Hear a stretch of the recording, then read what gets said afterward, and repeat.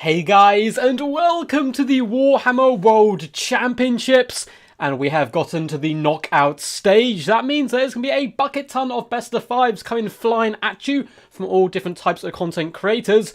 But luckily here on the channel we are the first YouTubers to actually show off the playoff knockout stage, and we certainly have some fun games for you. Up first we have Energized up against Razael of ODM, kicking us off here with our best of five, and this is being played absolutely live. These guys are here and ready for action. And up after this, we have some replays of some of the guys who managed to play yesterday when the knockout stage actually kicked off. And we have the mighty Slade X, the meme lord himself, up against Guac, one of our previous adversaries in one of the earlier group stages. Certainly looking forward to this. It looks like these guys are good to go. We actually have greenskins up against beastmen first and foremost. It looks like Energized did pick the map as well, so whoever picks and bans first also picks the map. He chose the map Blue Reach River, and it looks like he went greenskins, banning Tomb Kings and Vampire Counts, and it looks like Razael countered with the Glorious Beastmen. Let's rock and roll. So first and foremost, massive shout out to these guys for allowing us, to stream this on our channel live. And a lot of people getting very competitive now, as we are down to, I believe, the last 64 players. Some people being rather secretive with their builds, but these two champs absolutely happy to display the glorious carnage for you today. Quack, quack, what's up, Logic? What's up, Butcher Bird? Glenn, Ad, Austin, good to see you guys here. Thanks for making my work more bearable, says the Black Fawn, the absolute true champ of the people. Hope you're enjoying yourself, man. Zhang says, when will Samurai's games begin? So Samurai did ask to be streamed. Unfortunately, he's playing now, and obviously Energized had already booked the first slot of the stream. We'll try to do more streams in the future as well for later rounds. But I've asked him to send me the replays. So once they've played and they send me the replays, we can just live cast them here on the channel, which would be really good fun. And Way is here in spirits, always good to see. And thank you, CJ, for the 1 million views. Yeah, we hit 1 million views, guys. That is wild. So overnight, we actually hit 1 million views on the YouTube channel as a whole, which is a crazy milestone. I'm actually learning now how to use DaVinci. It's like an editing software to try and do a really silly, horrifically haggard celebration video for the 1 million views. It involves Lord of the Rings and lots of ducks, so it's certainly be good fun if I can get my little duck brain around the editing software. What's up for Poland? How's it going? Looks like we have a few ODM fans in here. Razael, let's go. Screams Wessel there. Razael is a very good player. Likewise, Energized is an absolute monster, particularly when it comes to Lizardmen. One of the best Lizardman players in the current game. I believe he won a faction war not too long ago over on Churin's channel, beating like Falcon in the final with them. It was crazy. So he's certainly not to be messed with. What's up for Poland? How's it going, buddy? And the mighty Petersborough saying hello. The Goose Mice himself. No, you're not late, don't worry. We're literally just kicking off. I put the stream up with like plenty of notice for people to kind of to catch up to.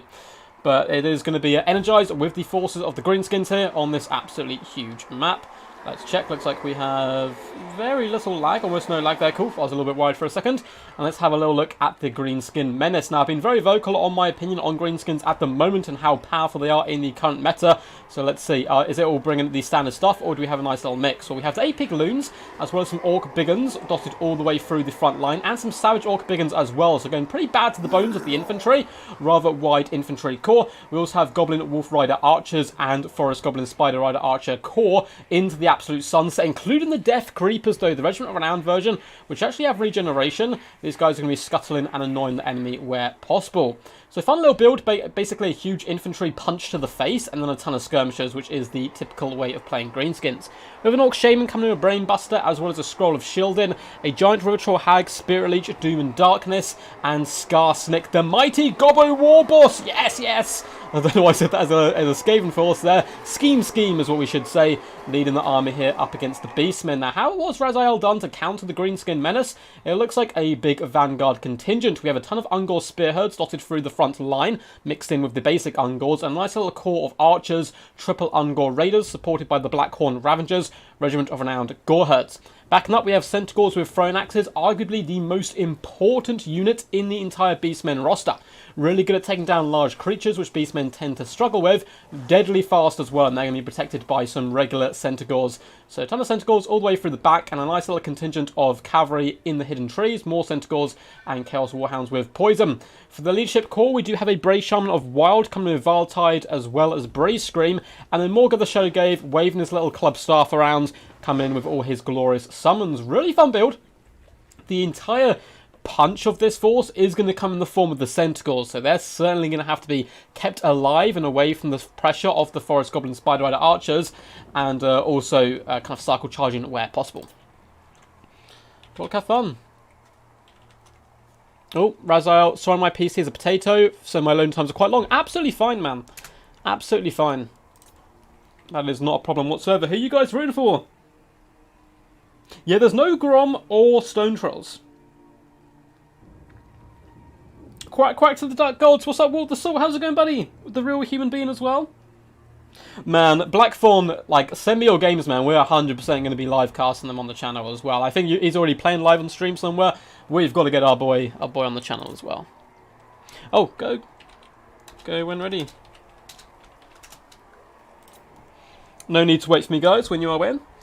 Yeah, Krablin's going to be tough, though. Krablin versus Blackthorn. That is going to be a showdown for the ages. I cannot wait to see that. I believe it also got Palpatine and DBD coming up against Flying Taco, which is certainly going to be an absolute madness fight. Looks like we are underway here, though. The Skirmish Cavalry of Energized is going to be right down the throat of the enemy, straight off the gate, and they're going to be pushing forward rather aggressively as well, trying to get some free damage in. But again, shooting into Ungor Spearheads isn't really going to get you much value, and the Ungor Raiders are relatively well protected now, able to counter fire back. So they're going to do some nice little skirmish fire. Looks like Energized, though, on top of his micro, darting back and forth, bobbing and weaving, ensuring he doesn't take too much damage. And in rushes the Savage Orc Biggins, and this is going to be a big problem for the Beastmen in general. The Savage Orcs are just going to slap all of the infantry, all of the cavalry, whatever they can get their grubby little hands on. So the Centaurs are going to need to cycle charge them to death, and the front lines are about to clash as the Savage Orcs actually kind of change up their charge animations there, but do now beat into the Ungor Spearheads. Going to be doing some lovely value to them, although Pepper and Fire is coming in now by the Centaurs with thrown axes as well as Ungor Raiders, actually making the trade not too terrible for the Beastmen straight out the gates. Centaurs and Chaos Warhounds flooding over onto this side, really trying to hammer home one flank of the Greenskins and break it where possible. Scarsnake now is in the dip, in the midst of battle, as the Brave Shaman of Wild does push forward as well. Lovely little brainbuster going down on this flank. Looks like the Ungor Spearheads are now breaking and running for the hills. Both Skirmish Cavalry are just sitting behind their lines and shooting the main battle line, which is a really interesting way of playing them. Normally you see them whipping around flanks. We do have a Miser coming down on the Centaurs, slowing them down. It looks like the Greenskins are battering their way through that front line with a giant green fist. Savage Orc Biggins doing a really good job, but elsewhere Savage Orcs are struggling. Blackhorn Ravagers as well as some Chaos Warhounds doing some good work. Big problem though for Razael. The Brave Shaman has been hit by fermented fungi, meaning he's rampaging straight into Scarsnake, who eats Brave Shamans for breakfast and second breakfast as well, and he's absolutely butchering him. Good news for the Brave Shaman is he's actually broken with a considerable amount of health left, so he should hopefully be able to escape and fall back. And the Greenskins are really pounding down the Beastmen front line quite hard now. Both Ungor Raiders on this flank are still firing consistently. Centaurs need to cycle charge down these Savage Orc Biggins or kite them into the Ethereal Realm. Chaos Spawn have been summoned. That is perfect timing for them to try to plug this gap, and the Greenskins starting to run out of momentum a little bit. Morg of the Shadowglaive is joining Scarsnake rather effectively. Centaurs flying in to aid their lord as well, hitting the Savage Orc Biggins, who currently have a well-placed scroll of shielding on them. Second summon has gone down as well off the Chaos Spawn, doing some good damage to this chunk of enemy. It looks like the Goblin Wolf Riders and Forest Goblin Spider Riders are going to be able to use up the majority of their ammunition, and they still have plenty left in the tank. Brave Shaman of Wild has rallied in the back line for Razael. He needs to whip him around and get him back into the engagement as quickly as possible. And over on this flank, Chaos Spawn need to get moving. Looks like they have now been given some attack orders. Centaurs with thrown axes trying to float their way back to the centre.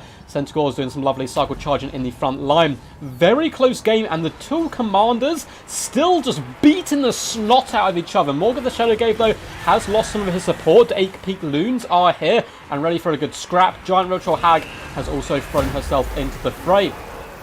Beautiful Vile Tide come down on the Savage Orc Biggins. And I'd say the Beastmen kind of starting to gain the upper hand in multiple areas, but if they lose the Shadow Glaive, they could be in big problems. It looks like a Spirit Leech is going to hit this rather weakened Bray Shaman, down to just 900 health at this point. Really wants to cast as many spells as possible while he's still alive. Lovely little Bray Scream doing some okay damage to the 8 Peak Loons. Not the biggest fan of that spell. It's got rather kind of a small tier area of effect. The Bray Shaman is disgustingly low on health. 375, but still fighting. And the Centaurs flooding around this right-hand side. 8 Peak Loons are swinging and reaving through the lines of the Centaurs and Ungors, doing some lovely damage. Morgan the Shadow Glaive has had to flee, but luckily he has managed to escape. Beautiful micro there by the ODM player. Energized has kept all of his skirmish cavalry firing consistently throughout the entirety of the battle. And be very good up against Centaurs as well. A big fat Vile Tide comes down on some Orc Biggins, doing some lovely damage. And now the Forest Goblin Spider Rider archers are going to have to cackle and skitter away where possible. Centaurs, disgustingly fast, going to be able to put a ton of pressure on them. But now they've pushed them out, it looks like they're coming in for this big key engagement. Skarsnik has just been an absolute world beater, clattering the enemy, doing some really good damage throughout. And the Centaurs trying the best, but the 8 Peak Loons, of course, been unbreakable, working as a real solid base, and there's 72 Orc Biggins here. Scary stuff. The Ungor Raiders want to start working on them as quickly as possible. In the distance, Centaurs have a nice little catch here. The Orc Shaman has overextended slightly, trying to pressure the back line. Centaurs who were able to just cycle charge him to death quite nicely. Ungor Raiders continue to fire in some shots. Chariots and Vile Tide work well, I think, says Petersburg. Oh man, they can do some really glorious stuff. Razael just unleashing hell with the Ungor Raiders, peppering it into this main fight, but likewise so is Energized, and it looks like the Beastmen are the first to break. Morgan the Shadow Glaive running for his life, of Centaurs pulling out, Ungor Raiders breaking as well, and a beautifully well-timed Fermented Fungi once again. Energized so on point, and that could possibly kill Morga. At this point, these Centaurs need to commit to this fight, desperately try to save the Shadow Glaive, and just as I say it, Razael pulls it out of the bag, charging in once more in a desperate attempt to save Morga, because if he goes down, it's certainly game over, but by doing so, he has opened up his Ungor Raiders to pressure. Forest Goblin Spider Rider archers diving into combat. Such a close back and forth game. Ungor Raiders need to start turning and whittling down the enemy with some long range firepower, and somehow the Shadow Glaive has survived and pulled back, giving a call to violence to the rest of his troops, keeping them fighting, and now it's Skarsnik who's in big trouble. Centaurs have crashed into the Forest Goblin Spider Rider archers, who with Spider Bad Moon though are faring really well, doing massive damage. Centaurs now once again pulling out. This is an absolute insane game to start the day. Ungor Raiders are falling back here. Again though, Forest Goblin Spider Rider archers have managed to bounce into them. Balance power is a very even, tiny bit in favour of the Greenskin Hordes at the moment. Centaurs with thrown axes deciding to kite back and shoot once more. And a ton of Beastmen units shatter in one go. Goblin Wolf Riders are running, but both the Centaurs completely done for at this point. Giant River Troll Hag is alive, and remember, she has those Spirit Leeches, and Morga is very low at the moment, but obviously regenerating all the same. Centaurs need to get their value with these thrown axes, and it looks like that's just what they're doing. Skarsnik is down to 1.8k health, nothing too crazy from him. Ungor Raiders, though, are heavily compromised. Forest Goblin Spider Riders, Death Creepers, as no doubt as well, are really just gnawing at the bits on these Ungor Raiders, who aren't having a good time. Over in the distance, Orc Biggins are chasing away some Ungor Hood, which is an absolutely hilarious sight. And it looks like both are actually getting peppered down by the Goblin Wolf Riders, which is the Goblin way. Centaurs do come back with a resurgence here, hitting into the Death Creepers. These Ungor Raiders just held the line. They did not care whatsoever for your petty skirmish, Cav. Centaurs now crashing and do some nice damage here, but likewise, more Forest Goblin Spider Rider archers are going to be meeting the main fray. Morga the Shadow Glaive simply trying to survive where possible. Ungor Raiders have rallied and can once again start peppering down. That Giant River Troll Hag is worrying me though for the forces of the Beastmen. Centaurs with thrown axes are dueling up against the Death Creepers. Morga the Shadow Glaive hopping over here to try and engage where possible. I'm a little worried again that Fermented Fungi may be off cooldown. If Morgul gets hit by one more of them, it's certainly going to be game over. Ungor Raiders standing and fighting. Call to violence has been popped at the moment. Centaurs breaking the Death Creepers. Spider Bad Moon has been popped though, giving them that lovely bonus versus large. If we have a nice overarching view of the battlefield, there is not much left. A few units on the skirts, which may come back, but a ton of the Beastmen have shattered. And with that, Energized is going to claim the first game. That was disgustingly close, like disgustingly close. Very well played to Razael. This is a best of 5, of course, so there is plenty left in the bucket by both of these players. And now he has got the most powerful faction out the way. What an insane game. Very well played to both these lads. Scarsnick getting in there. 1.2k damage value is impressive in its own right, but those fermented fungi were so well timed by Energized, really pulling in the Beastmen leadership and allowing their assassinations to take place. Likewise, the Orc Shaman as well as the Giant Ritual Hag both performed really well. 1.2 and 1.2 damage value respectively. 8 Peak Loons continue to fight to the better end, and being a solid unbreakable unit in your battle line is so useful. 1000 damage value. Orc Biggins across the board, and Savage Orcs though it did fare far worse. Some of them doing okay, but others getting beat down due to good micromanagement of those Centaurs. The Skirmish Cavalry though, of course, all paying for itself, which is the typical way that the Skirmish Cav kind of goes for greenskins. Death Creepers, 742 damage value. Lovely to see them in action. You don't get to see it terribly often. As for Razael, Morga the Shadow gave 777 damage value. Basically was there to be a tank, and that's just what he did, surviving multiple near-death experiences. Brave Shaman of Wild, unfortunately, getting sniped out during the mid part of the game. Ungor Herds didn't perform particularly well, although the Blackhorn Ravengers really did. 854 damage value is no joke, but great backline protection allowed the Ungor Raiders to get 1,798 and 896 damage value respectively, and the Centaurs, just really solid unit in the Beastmen roster, coming through, some of them getting some really nice damage value. GG. Crazy game. That was insane. Yeah, Energized saying close game. Yeah, man. That was wild. That was wild. So I'm going to update the scoreboard here, guys. Let's have a little look and find out where the score is. So that is going to start off by going 1-0 to the mighty Energized, who still has his favourite Lizardmen left to play as well. I'm not sure who Razael does main. I feel like we've had him on the channel before, or I've definitely at least played him in tournaments. Very talented player, and obviously representing ODM there. So I'm going to be interested to see who he brings to the table. Lots of GGs. Yeah, man, that was insane. That was insane. I got like so overhyped. It was so good. It was so good. What's up, Ice Power, the man, the myth, the legend? And the mighty Zyphos as well. Hope you guys are doing all good. Man, we need to get an ODM DBD clan war going again sometime soon. Moo! Oh yeah, Moo. Obviously, Geese Howard, also known as Pittsburgh. Pittsburgh representing the Beastmen where possible. Hopefully we get to see some more Beastmen in action. Hopefully we do. But yeah, that was some awesome stuff. Okay, so it looks like Razael will be going Chaos, banning Lizardmen and Vampire Counts. 2 very good bans there.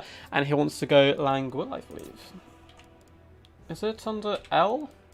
There we go. Awesome.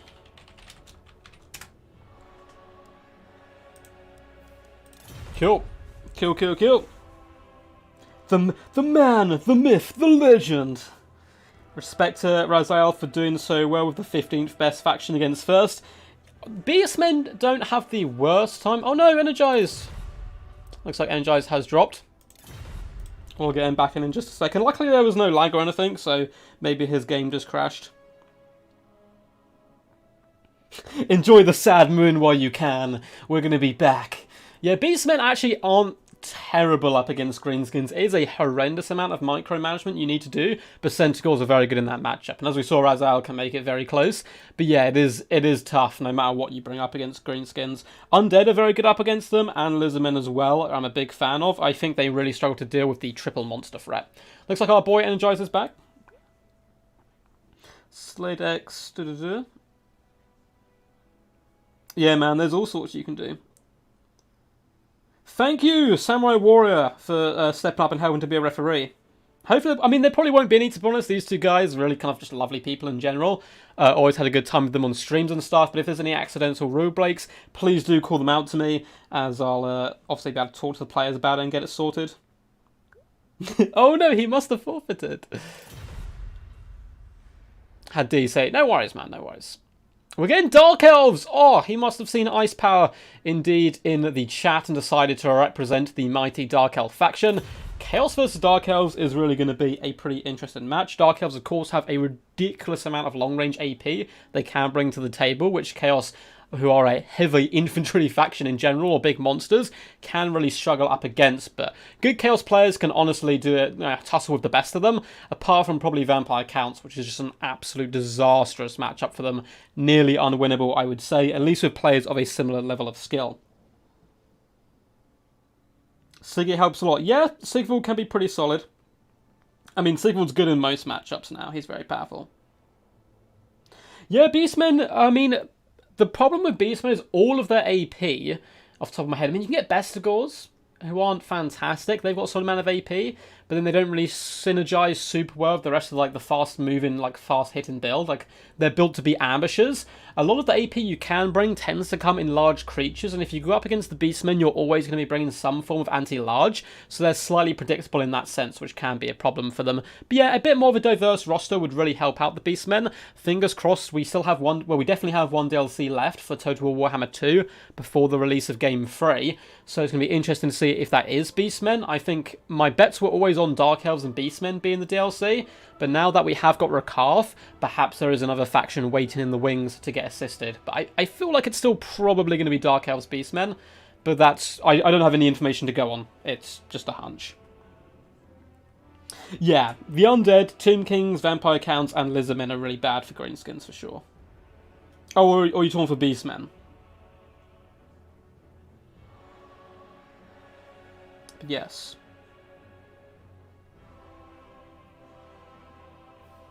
Yeah, so a lot of factions, like particularly Beastmen as well, can work as good counter picks. It's like the Dwarves. I don't like Dwarves as a first pick in a tournament, but as a counter pick, they're amazing. They're very good.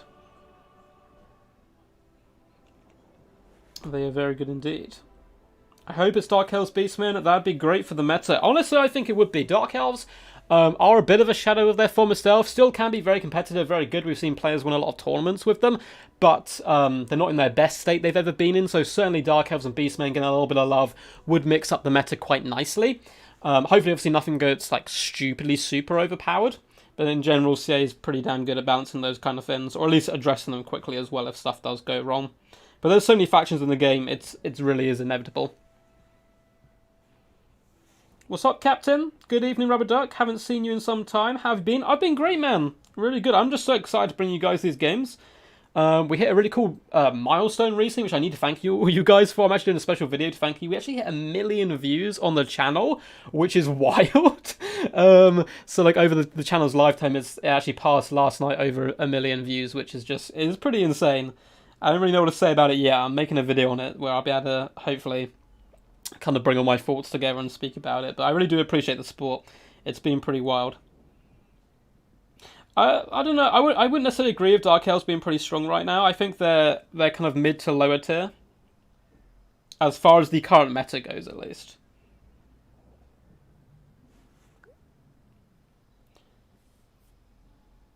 Yeah, if you like, Greenskins are such a solid first pick because you can ban like the very few bad matchups.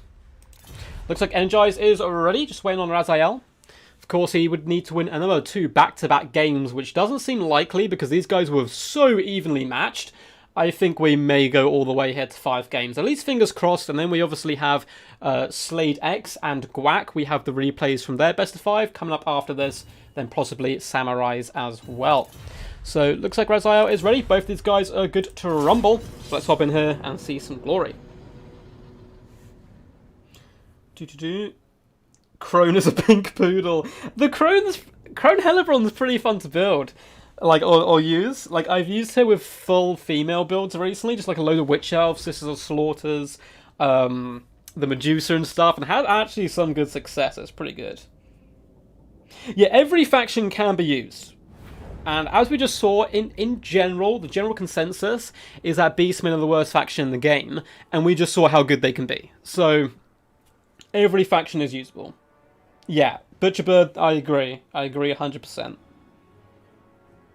I think that's a really good call.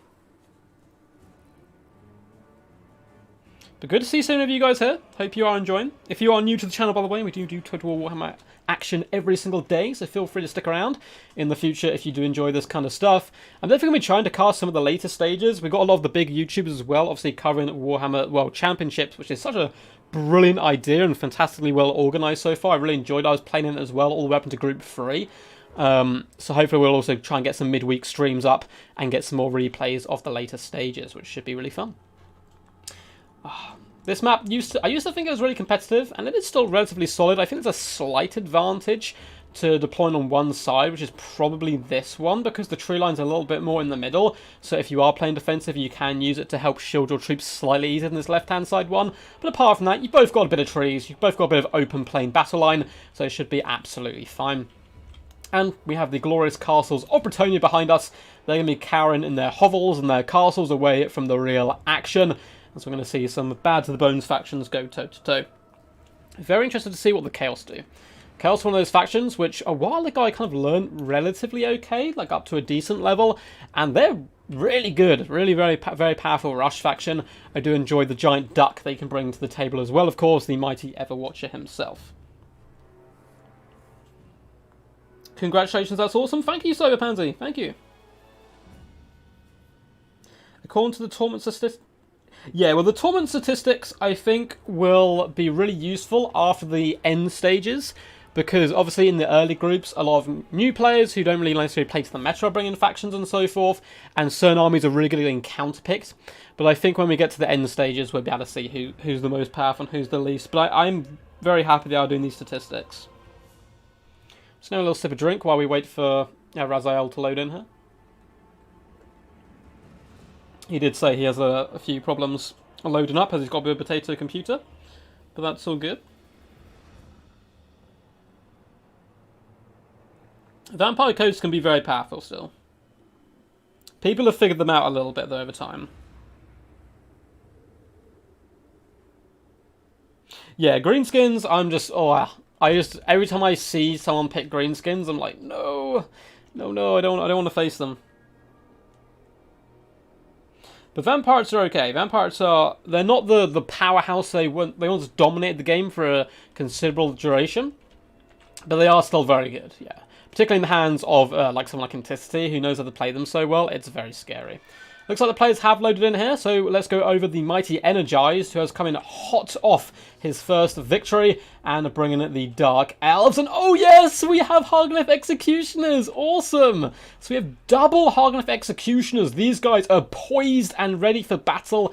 Their mighty cleaving swords held high, and we have some bleak swords as well dotted either side of them. So pretty small infantry line, but nice little elite section. A bucket ton of cavalry, which can often be the Dark Elf way. We have Dark Riders, we have Cold One Knights, Dark Riders, repeater crossbows, an absolute staple of course, and double Scourge Runner chariots, the bane of many a player's life. Up in the skies, we do of course have a Feral Manticore, very popular pick at the moment, powerful, mobile, terror-causing large single entity, as well as Morathi, who probably is the most competitive pick for Dark Elves. Coming in with the Wand, Deadly Onslaught, Soul Stealer, which is such a powerful ability, and Melkov's Mystifying Miasma. Of course, she is bringing her sword and Enchanting Beauty as well. Really good build though, basically going to be relying heavily on the mobility, and then a nice solid front line as well. As for the forces of Razael, we do have a bucket ton of Marauder Horsemasters dotted all the way along, certainly looking to contest the mobile game. Chaos Warhounds with poison backing them up, as well as some Chaos Knights. I never get to see Chaos Knights in action. Oh, what is going on there? Look at that! Their cloaks are like forming big old cone heads on them for some reason, but we have some Chaos Knights down there with a bit of a bug. I'll message CA about that a little bit later. Chaos Marauders dotted all the way along the main battle line, looking absolutely heroic. Chaos Warriors with great weapons in the secondary line, alongside the Mirror Guards, who are going to be escorting a Chaos Sorcerer of Death, Fate Tribuna, and Spirit Leech, his poisons of choice. We also have Prince Sigvald the Magnificent, his cloak floating in the wind. One of the tankiest and annoying lords to deal with in the entire game. Stand or die, heroic killing blow, slippery. He is fully charged right now. Auric armor as well, giving him that regeneration. His immune psychology, perfect vigor, very scary stuff. Now, the infantry game is certainly going to go in favour of Chaos, simply due to the numbers. Mobility game, though, is going to be favouring the Dark Elves, so very interesting to see how this one does perform. Start when ready. Who's your money on, guys? The mighty Energized or the mighty Razael? Well, Razael. Silent Hill Warhammer. Yeah, like the cone guy from there, yeah. Yeah, Park Map, I agree. Like, High Elves are best when you absolute cheese them. But I mean, that's right for most factions, I suppose. If you choose a faction, it tends to be best. Royal Horse Masters are pushing up aggressively into the Dark Riders, who do rather wisely retreat. Not before, though, their allies do manage to get off a few bolts, and the Squadron of Chariots are going to be pushing out here as well, driving back the Chaos Corps, taking a little bit of damage as well as they go. But the Chaos Forces are now starting to march aggressively towards the tree line. Hargoneth Executioners are emerging themselves, and they're going to have an absolute whale of a time destroying Marauders as well as the Chaos Warriors. Prince Sigvald, though, will be a bit more of a tricky customer. Tiny bit of lag, which hopefully will subside there. Looks like we're all good. It's starting to come back. Squadron of Chariots are baiting backwards at the moment, starting to pepper down the enemy. Horsemasters doing some lovely damage into the Dark Riders, who are dropping models now rather rapidly. We can see a lot of horses collapsing into the ground. In the main battle line, Chaos Marauders are ferociously just blindly charging into the Hargoneth Executioners. The glory for Norska and Chaos. And the Hargoneth Executioners easily eat that charge and start dishing out the damage, severing limbs and heads. Not a good day for the Chaos Marauders, but they're still dying, and that's what they like to do for their Chaos Gods. Chaos Marauders taking a bit of damage here, and it looks like Energized considering getting aggressive and cycle charging them in with the chariots, but now kind of sitting back a little bit. He needs to be very careful with his ammo, though, and where he fires it. Mirrorguard have been hit by Marathi as well as the Feral Manticore. Not a bad target for them, but if Sigvald can go over there and support, it's going to be a bad day. Hargoneth Executioners hit by a Fate of Bune again, absolutely nuked. Chaos Warriors Great Weapons should be able to feast on their souls now rather nicely. It looks like Energized really trying to punch through the Mirrorguard where possible. Both Squadron of Chariots coming in for an assault. However, the Chaos Knights blazing forward for the counterpunch. Marathi trying to get back up in the air, but she has been pinned in at this point and now surrounded as the Horsemen do start to pull back. And the Dark Riders have kind of been pushed away at this point by Chaos Marauders, which is really bad news for Energized. However, Cold War Knights are going to be hopping on top of them, should be able to break them easily, and once again free up the Dark Riders and that mobile support for the Dark Elf forces. Likewise, over on this flank, Energized does flatten into the rear of these Chaos Marauders, lowering their leadership, should be able to break them and save these Bleak Swords. Chaos all on the front line, though, doing a relatively solid job. Mirrorguard have just slowly been nuked down here, as the Chaos Sorcerer is also caught in that Soul Eater. Prince Sigvald is going to be pushing forward once again, but he's going to have a tough time at catching the mobile forces of the Dark Elves. One thing really going good in Razael's favour, though, is all his Horse Masters here are still really quite healthy, and they've butchered that Feral Manticore, which is currently running for its life, down to just 670 health. It won't stand along too much longer. Chaos Warriors are saturated on top of the Chaos Knights, enabling them to trade relatively effectively up against the Cold War Knights, so the Horse Masters probably want to assist here as well. Looks like he's trying to shatter off the Feral Manticore, but it looks like it will be able to escape. In the back line, Chaos Warhounds do feast upon the souls of the Bleak Swords, and the Chaos Marauders are now starting to push back into the main fray. One unit of horsemen, which was desperately trying to pin in the enemy, has now unfortunately been broken. The Chaos Warriors of Great Weapons, though, doing a good job lifting those heavy axes and cleaving apart the cold ones. Over on this flank, this is kind of where it's all really kicking off. Prince Sigvald has managed to engage with Marathi. This is a fight he will absolutely adore. Looks like he's going to try and slash out her butt, as she does indeed flee for her life, abandoning her Cold War Knight allies, who are certainly now going to be butchered to the last dino. However, Dark Riders with repeater crossbows fully functional and online, likewise are the Squadron of Chariots. That is a lot of long-range pressure coming in, and we are going to get a really nasty Soul Stealer. Oh, this is going to be disgusting stuff. Catching some Chaos Marauders will probably finish them off. Chaos Warriors and both the heroes for the mighty Chaos Forces. Chaos Knights are about to eat a charge as well from Marathi, as they were trying to pin in the Squadron of Chariots, but rather wisely, Razael baiting Marathi in, pulling back to his own troops, once again allowing the Prince to catch her, and he'll do some really nice damage. In the distance, the beat-up Mirrorguard are being used as a sacrificial lamb to just eat up the Dark Rider ammunition. I love this play by Razael, really forcing away the Dark Riders, stopping them from focusing down any good targets. Royal Horse Masters getting really aggressive now, bounding towards the Squadron of Chariots, trying to catch them in combat and shut them down. More Chaos Marauders coming back to the fray. In the distance, the Horse Masters trying desperately to finish off that Feral Manticore. Should be able to do that, and I think Chaos are slightly pulling ahead. It is a really close game, though. Hard to tell, much like the similar one. Hargoneth Executioners were slaughtered at last. This unit completely shattering. Not before getting 146 kills. The other one up to 112, but completely isolated and alone at the moment. Double Cold War Knights are still alive, and Marathi is flying high in the skies. Probably got one big cast left in her, which could be pivotal in the end game. In the distance, it looks like Energized, realizing the situation, beautiful micro whipping around his Dark Riders, saving that ammo and coming back to the fray because his Squadron and Chats are nearly out of it, which is not good news for him. Chaos Warhounds probably want to fall back to their main infantry corps. Another fat Soul Stealer has come down, catching once again all the powerhouses left and healing up Morathi. She has been man of the match so far by far for the Dark Elves. Horsemasters are once again coming back into the fray, looking to countercharge the Squadron of Chariots and focus down the Cold One Knights, who are slowly being beat down. A Spirit Leech is popped on them as well, down to just 600 health. They are rampaging, they have no ability to flee anymore. Coming into Prince Sigvald, who is full health, and Siggy, if he gets left late game full health, is a nightmare and a half to deal with. Squadron of Chariots are trying to force off the Chaos Warhounds, but by doing so, it has dragged them into the firepower of the Horsemasters, who have managed to break down one of the chariots, although this unit is still fully operational. Dark Riders trying to focus down the Horsemasters, but Razael is juking back and forth. Prince Sigvald is just smashing Dark Elves in the face with his shield, cleaving them asunder. Blade Swords are wavering and breaking. Chaos Sorcerer is somehow still alive, and he has that very cheap Spirit Leech. He can just spam all day. Prince Sigvald is going to be pushing towards the Dark Riders now, and he's not the easiest target to take down. 110 armor, silver shield. Horsemasters are still bounding around the battlefield, trying to clear up troops and apply pressure to the enemy skirmishers. Squadron of Chariots 4 Energized have been forced off, and it looks like some Warhounds do come from the trees, but no! They shatter!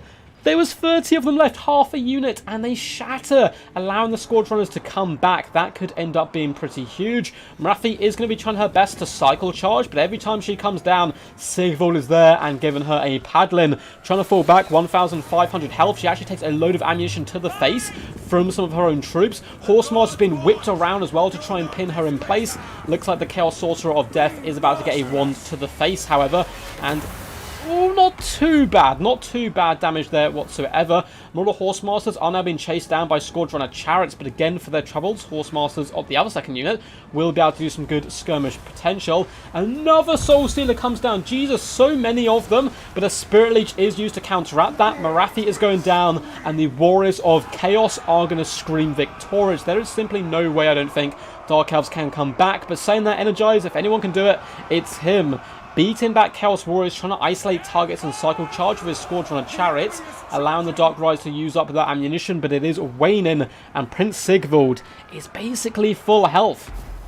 All the Horsemasters nearly breaking and going down. We do have a second unit coming back to the fray. Somehow the Chaos Sorcerer is holding the line. Looks like he's going to be taking a load of bolts to the back of the dome. Leadership -6 and then 0, but he's just about stabilizing. Any more Spirit Leeches would be huge, and Chaos swing back hard. Razael saying, I will not go quietly into the cold night. I'm here to stay, and I'm here to scrap. Oh, hell yeah. Yeah, mum of the match, I guess. Yeah, Mummy Morathi, of course. Man, that was wild. That was awesome! Very well played to Energize and Razael, punching back, and it is going to be 1-1 in this best of 5 series. Big fan of Energize's build, it's really quite fun. Morathi, absolute powerhouse. 4 or 5 Soul Stealers, I swear, came down. That was an insane amount of Winds of Magic she used there. 2,148 damage value, 10k damage dealt, and 84 kills. Manticore, unfortunately, just got annihilated by those Horsemasters, overextended a little bit, and then Rampage, and that's kind of the gift and the curse of the Manticore, is this big, scary, feral beast, which is its strength, and also the weakness there. Blade Swords did okay as well, getting some solid kills. The Harganeth Executioners, 1.4k damage value on one, 843 in the other, 146 and 117 kills respectively. Some nice work, and a lot of the skirmish cav managed to use up the majority of its ammunition. Squadron of Chariots both getting about 1,000 damage value. The Dark Riders 750 and 720. Cold War Knights did pretty good work. So honestly, across the board, fantastic damage by Energize, but he just had too much to deal with, particularly Prince Sigvald, who was just full health at the end, waving his big shield around. 2,226 damage value, an absolute rock in the center of the build, and a fantastic bodyguard as well for the Chaos Sorcerer of Death, who still managed to get in 1,000 damage value despite the amount of focus fire down on him. Maurers basically died to the last man, but that's what they're here for, just to rampage into the enemy, go absolutely crazy, and harass and annoy. The great weapon Chaos Warriors are faring slightly better, and the Mirror Guard still getting 500 damage value, despite all that was thrown at them. Good to see Chaos Knights getting some good value as well, with 1,200. As for the Horsemen, brilliant stuff. 440 damage value on this one, but the Horse faring much better. 1.7k damage value, 1k 678. Good work there by both players. GG. Another great game. That was just amazing. Amazing stuff. So let's update the scoreboard while these guys do figure out their picks and bans. Razael hitting back here, going 1-all. What did you guys make of that one? What's up, Ben the Barman, the mightiest warrior in all the realms? How are you? Ben the Barman, like I say this like every time he pops up, is the guy who won the first ever tournament on my channel. Just pin that out there. For chaos indeed, Pumpkin. What's up, Jay Phoenix? How you doing, buddy? Oh yeah, he's the Chaos Orion. I would say he's better than Orion since the Cloak of Isha nerf. Yeah, you need a mixture of both map control, but you still need a punch, of course. Came for euphemism, stayed for the Warhammer. Hell yeah. GG Razael. I agree, Gregory, man. That was an amazing game by him, and I mean, that was so close. That was so close. These guys are so evenly matched. River Maxon, well, no, 1 sec. Okay, looks like he's going to be figuring it out. Hopefully we get to see some Lizardmen action. I'm going to be rooting for my boy, whoever brings it. Any Civ 6 players here? I actually have played Civilization around a friend's house once. Those campaigns went on forever. I was pretty terrible because I hadn't played the game before, and it turns out he was actually paying. I was like, oh my god, I'm actually like, you know, fighting people around me, not doing terrible, and it turns out he was actually paying people to go to war with me. It was, yeah, it was a whole load of madness. Is Tehenowin competitive? He is not the most competitive pick, but he certainly can do it. It just really depends on the matchups and the builds, of course. So it is Lizardmen on River Maxon, banning Skaven and Coast. Energized doing exactly what I do. When I will happily first pick Lizardmen, I will always ban Skaven, always ban Coast. I'm happy to take on absolutely anyone else. Honestly, even the Skaven matchup now, I'm relatively happy with, but the Vampires one really is disgusting. You can kind of either go really wide, a ton of Saurus, Scar Veterans on Cavalry and so forth, or you can go an absolute Leroy Jenkins style approach. You bring the Dread Saurian, the Shredder of Lastria, like 5 Pterodons with Fire Leech Bows up in the sky to distract the enemy, Crocky G, and just try and bomb rush your opponent. And funnily enough, it has actually worked for me in tournament games, despite how ridiculous that tactic sounds. Leon says Civ 6, the turn button addiction. Oh, where you always want to do one more turn. Yeah, for sure. What's up, Kraken? Damn, I always have to root for Dark Elves. We don't usually see them win. I mean, they perform pretty well there. If you've ever seen some of my other streams with like Ice Power players, you'll definitely see some Dark Elf wins.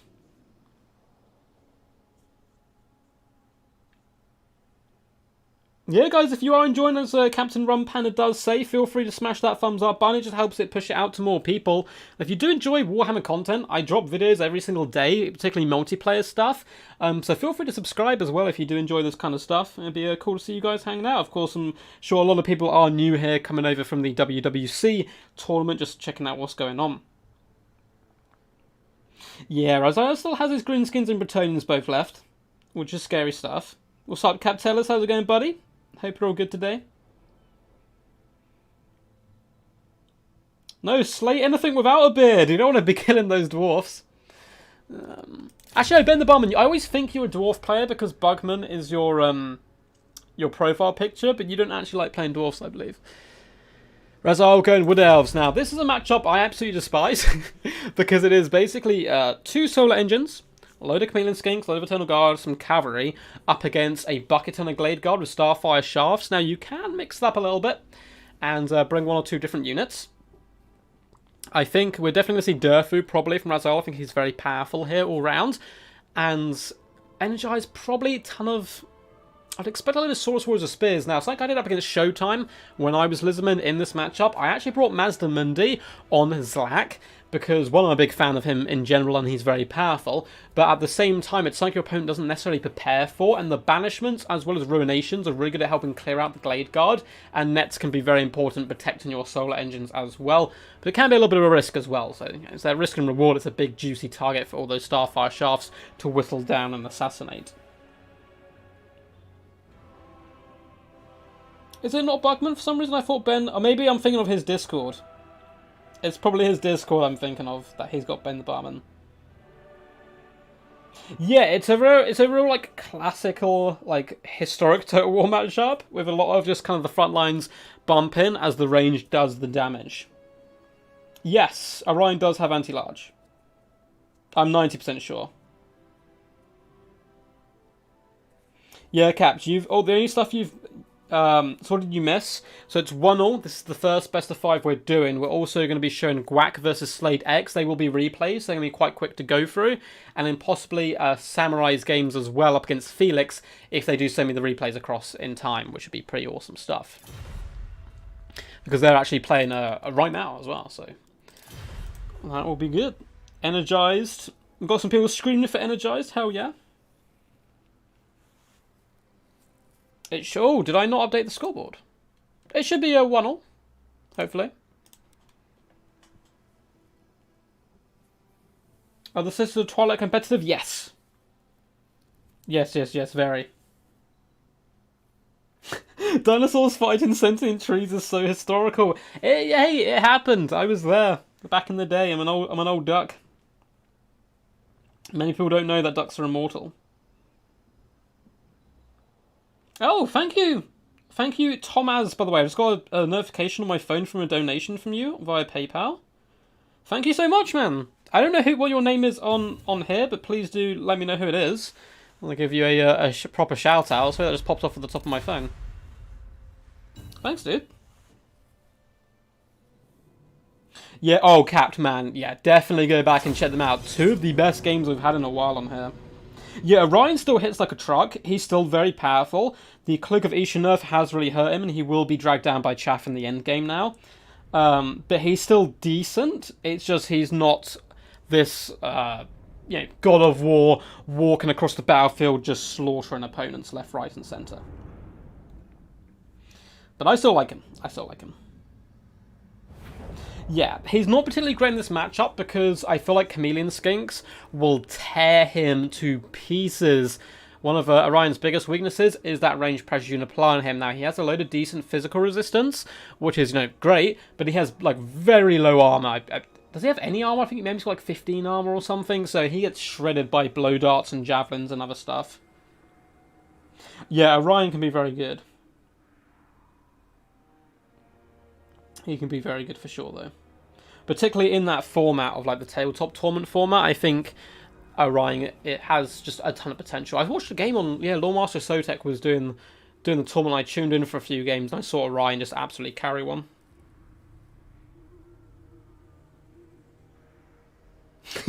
Captain Run Pandas as well. It looks like I'm not the only captain here. You have to do, like, the I am the captain now speech. Let's have a little sip of our drink while these guys load in quite quickly this time. So is it meta? Is it not meta? That is the question. Looks like Energized going very solid stuff here. So front line is going to be a mixture of the skink cohorts of javelins. Very good here due to the low armor of the Wood Elves in general. Looks like we're currently frozen as the players do load in properly. But apart from that, it is going to be the Legion of Shaqua, regiment around Saurus Spears, and a bucket ton of Saurus Spears, and Skinks dotted all the way along the line. Certainly enough to chew through the enemy. And honestly, Saurus Warriors, in engaged combats, can take down some of the larger threats. They have relatively decent weapon strength for 52, and even up against cavalry and other such units. For the hero core, we do have a little Skink Chief, just trying his best life. He is the Skink Attendant today for the mighty Slan Overlord. Coming in completely naked at a 350 cost. He can always make back some brilliant value. Slan Mage Priest is coming with high magic, of course. You need that Tempest really here, just in case your opponent does go for the massive air cheese of like Hawk Riders, Sisters, and so forth. We also have Apotheosis and Arcane Unforging. Very interesting. I basically never see this in play. We have a Blood Statue of Spite, Shield of the Old Ones, and Banishment. Really cool build, and I'm assuming somewhere hidden was Solar engines? Yeah, we do. Oh, thank God. Okay, so we have double chameleon skinks as well for Energized, and 2 Bastillons with solar engines. We should dub Gary and Barry. They're here to have a good time, blast some enemies from long range, and they actually have decent accuracy. I swear they're not meant to have good accuracy, but they always seem to connect. I think on some days they seem to miss everything, and other days they seem to hit everything. For Razael, we have some Glade Riders being a little bit sneaky there, hiding in the forest in a nice little vanguard position. We have Eternal Guard dotted all the way along the battle line. Again, relatively cheap, pretty cheerful. Those shields will enable them to take a load of blow darts to the face and hold back the line. While in the secondary line, Glade Guard with Starfire Shafts are what's really going to be the punch of this build, coming with some awesome AP as well as that fire damage, which won't really play too much of a part. We have double Wildwood Rangers. Okay, Razael is obviously a top-tier tournament player, so I'm very excited to see if he can make these guys work. Now, if they're in the forest, they gain bonus versus large and charge defense versus large, so maybe that's why he's brought them on this map as well, with Wild Riders accompanying some more Glade Riders on the left-hand flank. And leading the force, we do have Dreicher, incredibly cheap option. She is happy to be here, I would say, but she's absolutely screaming, so she looks absolutely disgusted to be here. But because she is a decent melee combatant and a caster, she comes in relatively cheap with her Roused by Wraith summon. But unfortunately, this has been nerfed, so there's only a single summon now. She comes in with Pendulum, as well as the Fanatical Resolve, of course, and that's about it. So really fun stuff by both these players. Who's your money on? Only time shall tell. Let's say start when ready. Start when ready. Hola, skinky indeed. Solar engines do love some friendly fire. What's up, Tom Black? Rubber Ducky live? Hell yeah, man. And we're going to be live for a little while yet. I think solar engines have poor accuracy, just a large missile that hits everything. That's a good point. That is a good point. It's got a pretty big blast. Both armies are now getting a little aggressive, pushing towards each other. And the battle lines shall clash. Now, Source Warriors will have a fantastic time up against the Eternal Guard. One thing going for the Wood Elves in this matchup is those Glade Guard with Starfire Shafts, but they don't really want to be focusing down the Source Warriors. They want to be focusing down the Bastildons, so it's kind of a bit of a hard trick there. Some Eternal Guard are disappeared into puffs of blood and smoke as they do take some initial shots. Chameleon Skinks are now darting back, trying to run back to the protection of some Source Spears who catch those Glade Riders, do some decent damage. Good micro by Razael, though, isn't going to be sticking around too long. Javelins are doing some lovely fire into their rear, though, poisoning them and slowing them down. And it looks like the solar engines are arcing some more shots in, actually aiming at the Eternal Guard. Now, this is something I've seen before, where you use the Bastillons to beat the Eternal Guard, and the Source Warriors can swarm them really quickly, and then start applying pressure into the back line. Little Skink Chief is taking a ton of shots, but he manages to juke like it is the Matrix, and some lovely work. And now the Glade Guard taking a bit of a pounding. 4 of those elves just getting whipped through the ethereal fire.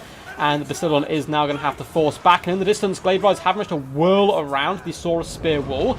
And it looks like Apotheosis has come down the Bastildon. These Chameleon Skinks have to be very careful with that skirmish. And oh no! Oh no! A massive pendulum comes down the line. It looks like it was slightly too far back to get max value, but still really good value on double Saurus Warriors. Pendulum has been known to be good against them for a long time. Really good isolation of units here. Wild Riders do push through into the Skinks, allowing the Wildwood Rangers to actually carve up the Saurus Spear. Good target priority, but the Wild Riders didn't know the Chameleon Skinks were here, who helped push them back, do some massive damage. Blood Stature Spite has gone down as well. Eternal Guard starting to struggle under the weight and power of the Saurus Warriors. Wild Riders dancing into the back line, bound into the Skink cohorts, pushing them over, trampling them under hoof, doing some nice work, but Saurus really making some short work in the main battle line. In the back line, Glade Riders do manage to swarm into the enemy, trying their best to hunt down the Chameleon Skinks, but not only do they take a Bastildon shot to the face, one of the units is starting to rout, second unit is wavering as well. Lizardmen looking pretty dominant so far, although some of the Eternal Guard are managing to break through the Saurus Warrior line over here as well. Wildwood Rangers currently buffed up, can be doing some nice damage to these Saurus Spears. We can see those mighty cleaving swords going left and right, chopping off limbs and cutting through scaly skin. Saurus Warriors are pretty beefy as far as it goes. Another fat pendulum comes down the line, doing some good damage to Saurus Warriors, although some friendly fire was done to the Eternal Guard. Wild Riders are going to have to put in a big shift here to try and drag this back. Balance power is currently in favour of the Lizardmen, who have protected their back line relatively well, but at the same time, all of the Glade Guard are just quite happily shooting. Some of the protection has broken, but the Wild Riders can simply bounce around that back line, keep their troops fighting. Well-timed Apotheosis to counter the charge of the Wild Riders there by Energized. Skink cohorts, though, are now starting to get aggressive and push through the enemy formation. Both Chameleon Skinks still healthy and doing some really good target priority, hopping on these Wild Riders, trying to bring them down. Looks like a Eternal Guard were hit by the Blood Statue. Not sure if that was a misclick and he was trying to hit the Wild Riders, which I think would have been a better target here. Wild Riders, 40 armor and silver shields isn't the best defense. Both Gary and Barry continuing to unleash hell from afar. Not too much left which can shut them down, apart from the Glade Guard, who have managed to get on top of them. Wild Riders do get hit. Oh my god, so many dead in one shot, although it looks like the Chameleon Skinks are about to get hit. We can see, though, the Wild Riders do get hit by that blinded effect, as well as poison here. Some nice little crossfire coming in. More Glade Riders continue to put pressure on the back line. Again, another insane game so far. Wild Riders over on this flank are cleaving the way through Saurus Spears. Glade Guard with Starfire Shaft continuing to apply pressure. Legion of Shaquado are now pushing through to the back line. Even the Slann is getting a little aggressive, but Drycha looking pretty healthy at the moment. Wildwood Rangers started to clear through Saurus Spears. Skink also are beating back Wild Riders in the trees. In the back lines, the cavalry contingent of the Wood Elves has been forced back. It looks like the Glade Riders are desperately trying to flee for now. 3 units are still alive, but very low on health, and if they take too much damage on the approach, Bastiladons will be able to finish them up, and both Bastiladons still have relatively okay ammunition. We do have that summon of Dryads come down, as well as a Pendulum, trying to finish off double the Saurus Warriors, and a good job there. Summon has been able to catch the Chameleon Skinks, who are getting hit by an Apotheosis. These Apotheosis spells have been so snappy, as every time a unit's in danger, instantly popped on them, and Chameleon Skinks are actually able to escape here. Razael a little slow there to give the attack order, but it can be tough because you have to wait for them to be summoned and so forth. Skink Chief, unfortunately, is in the duel of a life now up against Drycha, but luckily he has his Chameleon Skink bros, always have his back. They're going to be poisoning her down, allowing the Skink Chief to actually skirmish, kite her rather well. She is pretty swift across the foot, though, and this could be the end of the Skink Chief, who is unfortunately getting forced back here. Glade Guard with Starfire Shafts have been hit by the Blood Statue of Spite. Looks like they're going to be going down, and the Saurus Warriors, though, are pretty beat up at this moment.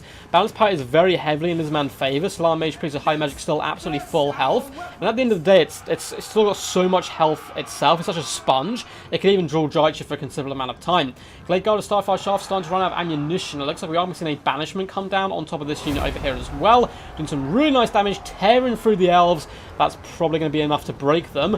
Drycha is as well going to be hit by Arcane Unforging, doing some nice damage to her. Saurus Spears have rallied, including the Legion, to the Slann Mage Priest, helping push off these Glade Guard, and the summon of the Dryads is going down. And I think as soon as they go, that's going to be army losses. Really well played, well fought game again. When the back line started to get overwhelmed by the Glade Riders and Wild Riders, it looked a little bit sketchy, but Energized kept his composure and managed to come out victorious. Very well played there. Very well played stuff. Wood Elves destroyed Lizardmen? Yeah, I do not like playing Wood Elves. I played up against Showtime's Wood Elves with my Lizardmen, and I gave it as good as I could, but man, it was tough. Very well played to Energized and Razael. Energized taking the lead once more in this best of 5 showdown. Both the Bastiladons putting in huge work. 1,000 damage value here. In fact, on both of them, both getting 1k value. Good work. And the Chameleon Skinks, ever pesky, ever sticky. Still decent ammunition at the end as well. 700 damage value on one unit, 527 on the other. Skinks across the board did some nice javelin work, and the Saurus just chewed their way through the enemy.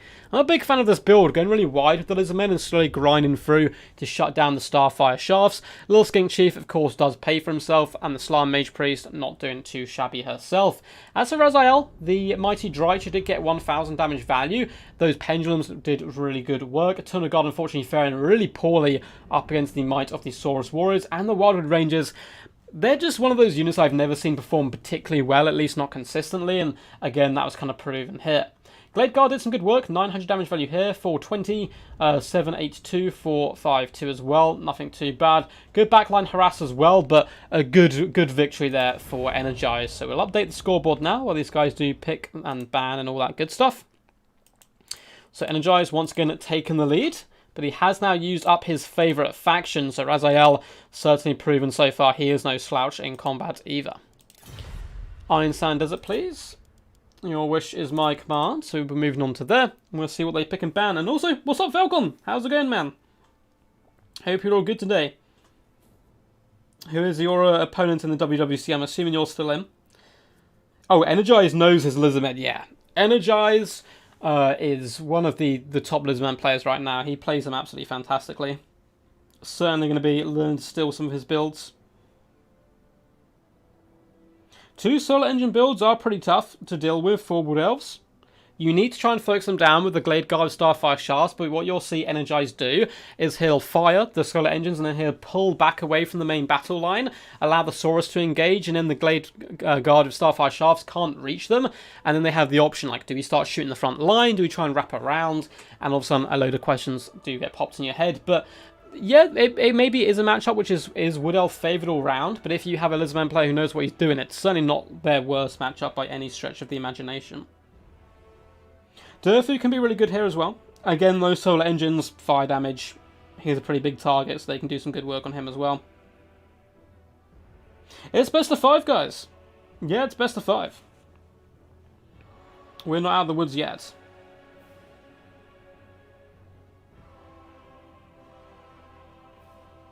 It's certainly winnable for both factions, I think, yeah.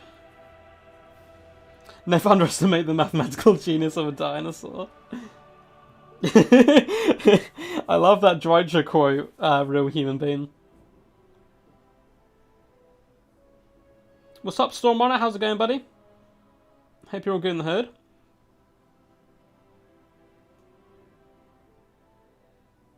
How can I hide the chat? You can just go full screen, or at the bottom there should be a hide chat button, underneath chat itself, I believe.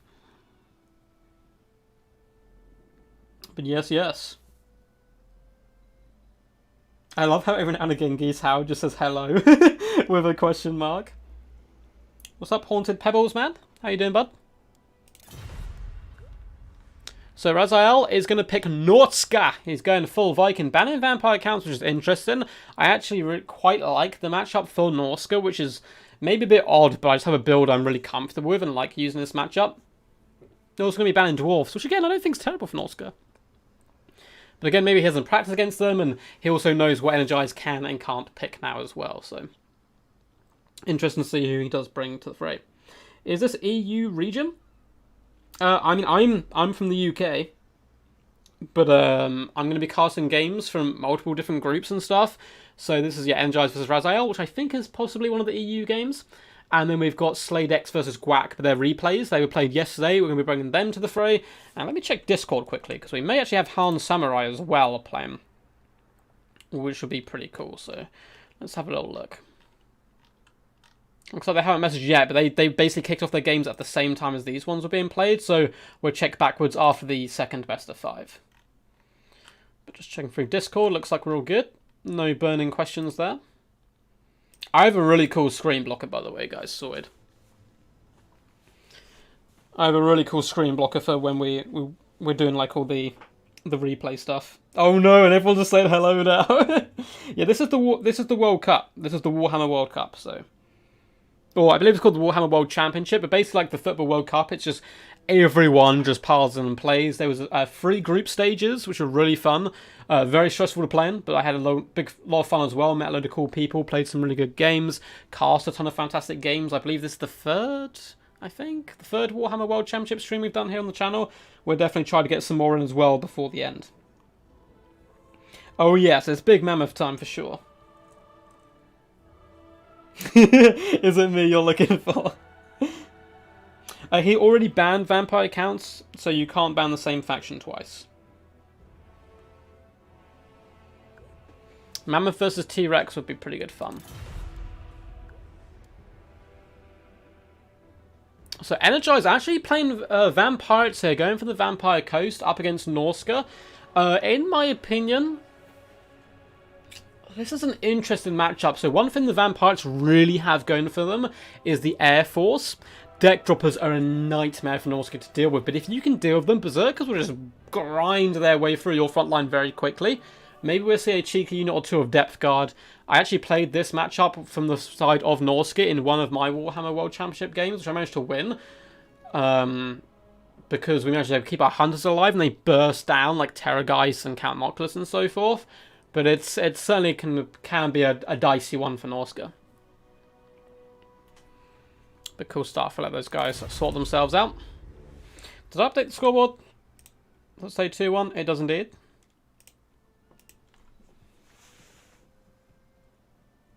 Oh man, yeah. So some of the synced animations you can get, Kaiser, are really cool. I don't hear any PvP sellers, oh no. What's up, Poison Ducky? The duck, the myth, the legend. The man of poison himself. Hope you're all good, man. Yeah, Mammoth's walking into line with the guns. It may not be a Mammoth day, unfortunately. I mean, you can still risk it. Try and keep him away from the guns as long as possible, and then it's still this large threat your opponent has to deal with, a huge bag of HP that they need to grind through. But again, yeah, it can be very risky, of course, going up against the Vampires. I think just going as wide as possible can work for Norska. You may be counter-hit by a big old fat Crab Rash, and that's why you need to get Horsemen, Javelins, all that kind of stuff, just in case. But I'm certainly expecting an Air Force by Energized here, and I'm sure Razael will be expecting it as well, so it'll be interesting to see what he brings to try to counter this. It is indeed, it is Poison Ducky. Foot Frick?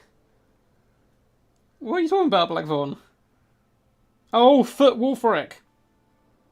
I can see Foot Wolfric being picked here as well.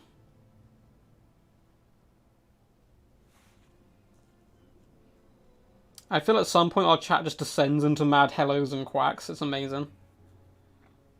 It's amazing. We've got a load of the DBG boys representing here as well. Good to see you. Can have a little sip of my drink to keep me alive.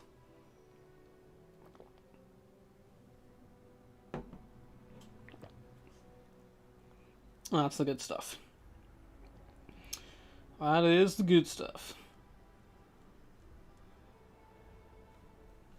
Oh, let's have a nice little stretch as well. So if Energized wins this one, this best of 5, of course, will be over. If Razael does manage to catch it back here, we'll be going to the final game. These players are probably quite nervous as well. They're playing on quite a high level of tournament play. I mean, both of them have played on, obviously, like, big streams and stuff before, but just the fact you're in the knockout stages, there's no more error for mistakes. In your group stage, you can have a bad game and still qualify. Here, if you have a bad game, you're out, and you just get knocked out straight away. I'm so excited to see who gets crowned here. Like, realistically, who's going to come out on top? Who do you guys think is going to win the competition as a whole? There's a lot of big players still left in. Who's your money on? Great content, mate. Thank you, Thomas. Thank you very much. I appreciate your kind words, buddy. Yeah, if I had to bet money on someone to win the Warhammer World Championships, who would it be? My heart says it's got to go to a Lizardman player, of course. I know both Falcon and Soof are in there. They're two of the big boys who I think have got a really good shout. I would love to have a Soof Falcon final. That'd be amazing. Looks like Energized is ready, but there's so many talented people left in it, it's really hard to say. I think it's just going to depend on the day.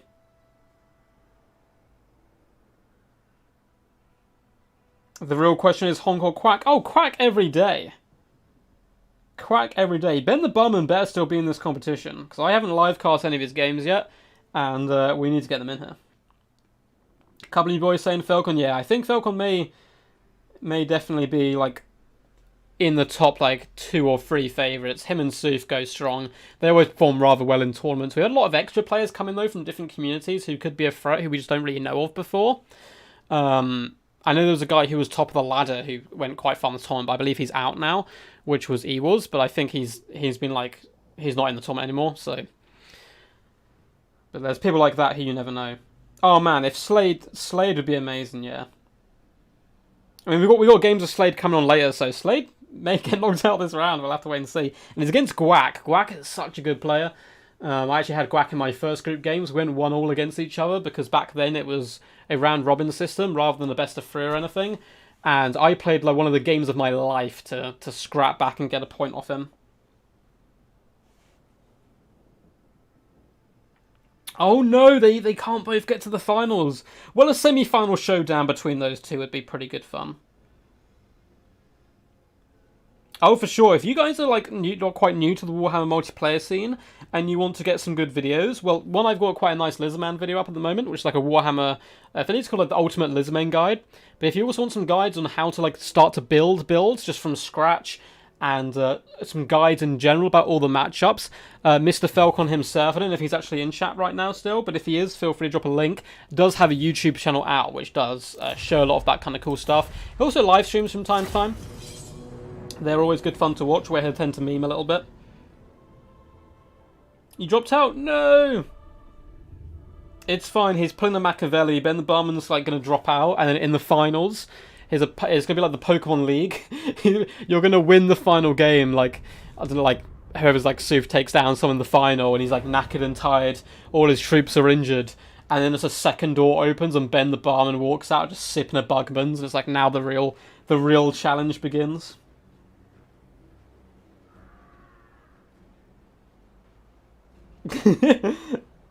I think he upgraded it, yeah, I think he said that on stream the other day. I think Team Honk or Team Quack needs to duel to establish supremacy. The problem is Team Honk consists of Geese Howard, and that's about it. Oh no, there's also a how to pronounce his name? Faux Goose, I believe it is. He's also a Goose.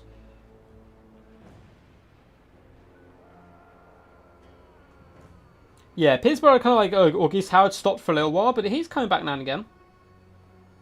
It's always good to take a break now and again. I occasionally will take like a couple of weeks of just not playing, and then you'll see on my channel it's just a load of replays rather than me actually playing the games, and I'll host a load of tournaments instead, just to try and keep the game as fresh as possible for me, because it can grind you down, of course, while you wait between DLCs and all that good stuff. Yeah. Alright, let's have a little look and see what is in store for us. So, the mighty Energized just needs this victory to go through to the next round. And he's going to be bringing Luther Harkin up in the skies to try and dominate the enemy. Looks like he's coming in with his Glorious Level debuff, Hornswaggle as well. Down the ground with a Vampire Fleet, Captain of Vampires, with Raise Dead and Invocation Heck. Pretty much the standard when Luther Harkin is active. For the main battle line, it will be Zombie Pirate Deckhand mobs, there we go, a bit of a mouthful, as well as some of the pole arm variety, so absolute chaff into the sunset. And what a hero, Energized! Not only trying to win this round, but trying to win the hearts of the people, coming in with a fat, disgusting, bloated corpse, despite the fact it's a very open map and there's no cover for it. In the sky, we do have triple deck drop handgunners. These guys are going to apply a lot of pressure to the enemy back line. And we also do have the Lamprey's Revenge Regiment around Erotin Promethean gunnery mobs and some Scurvy Dogs. So good stuff throughout for the majority of the build. Double mortars as well to help support. So lovely stuff there. Pretty standard stuff that you would normally expect here. Lovely little flying core, Luther Harkin and so forth. And then a load of cheap and cheerful chaff. But the bloated corpse is a bit unexpected here. So for the forces of Razael, though, and the Norskans, we do have Marauders dotted all the way through the front line, and Berserkers on either flank. In the central core, we have triple Marauder Hunters with Javelins, as well as double Marauder Horsemen, pivotal here in order to try and protect those Javelins from the air core. And we have double Feral Mammoths, which is going to be really useful, actually. You put one on each unit, and you kind of drive away the enemy. We have some Warhounds, it looks like Norscan Ice Wolves, I should say, actually. One on either flank, and all the hero core is kind of bunched together. I'm assuming Frog. No, it is Wolfric. We do have Footric. So Wolfric the Wanderer, coming with his boat, Fight or Die, 100 champions, and a Famir Belfiend of Fire, Burning Head, Flame and Sword of Rune, and Fireball, plus a Shaman Sorcerer of Death, Spirit Leech, and Scholar Shielding. You often see this, that you bring two casters, because they can be sniped out so easily by Luther. You still want that pressure, so you bring a couple of cheap casters without too many spells. Looks like there's enough distance at the moment to kind of push around. I think it's a little bit close, but I think he should be fine. Let's see as well if he pushes forward there. Exploding boys are the best boys? Oh, for sure, man.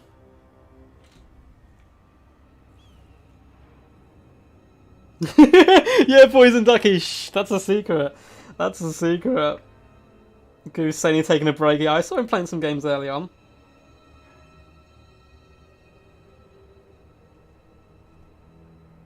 Yeah, exactly, Bibby Bear. If you grind a game a lot, it's, of course, you'll get picked up on that little stuff. But then you take a break and you come back and you enjoy it again. And this game has such good longevity. Oh, go when ready. I always forget these guys. Some people just kind of go and others don't. So, it looks like he's redeployed anyway. He was maybe just sorting out his build. Yeah, that was my... Yeah, this is live, Hank. This is a live game. We're going to do some replays afterwards. We have Slade X versus Guac, so anyone who does know the scores of that one, please keep that to yourselves until the games are finished. But we've got that coming up as a replay, and maybe Han Samurai as well, coming up against Felix, I believe it is, of RTK, maybe streamed, it depends if they get their replays to me in time. But this battle is going on live right now.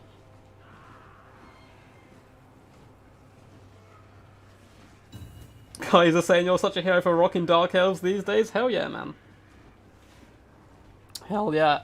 So, the Glorious Undead have formed their little Doom box. Oh yeah, there's a lot of room to get through.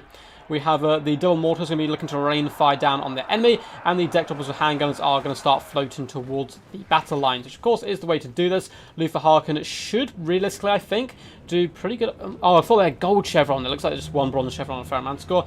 But the Manticores are going to have to do a ton of darting back and forth. They need to fall back away from Luther Harkin, but push forward whenever the Deck Droppers come forward, because they don't want to get sniped and rampaged out.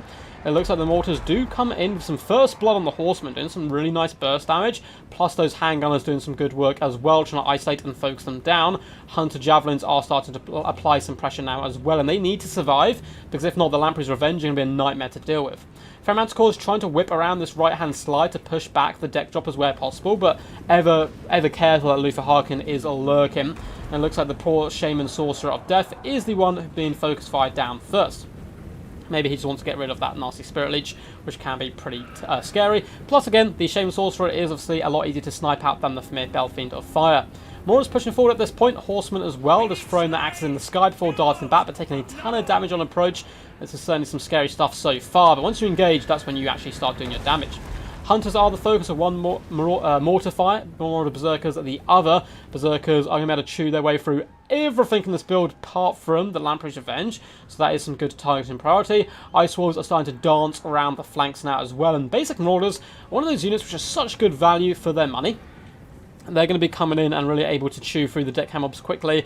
There's no bombers behind either to protect. Horsemen have taken a pretty hefty damage so far, but they have managed to force back the Deck Droppers, at least for now. Both Manticores as well starting to get a little aggressive. Ice Wolves taking a few bits of pew-pew from the Deck Droppers, who have now turned to engage the Marauder Horsemen, trying to do some good damage to them. Marauders are now going to be charging in, axes held high, a war song on their lips, as they charge in to the zombie pirate deckhand mobs. Clattering in axes, should be hewing rotten limbs from the frames of the summoned deckhand mobs. Not going to be having a good day for them. Ice Home Marauders as well will be engaging in the front line, and now it is all the way.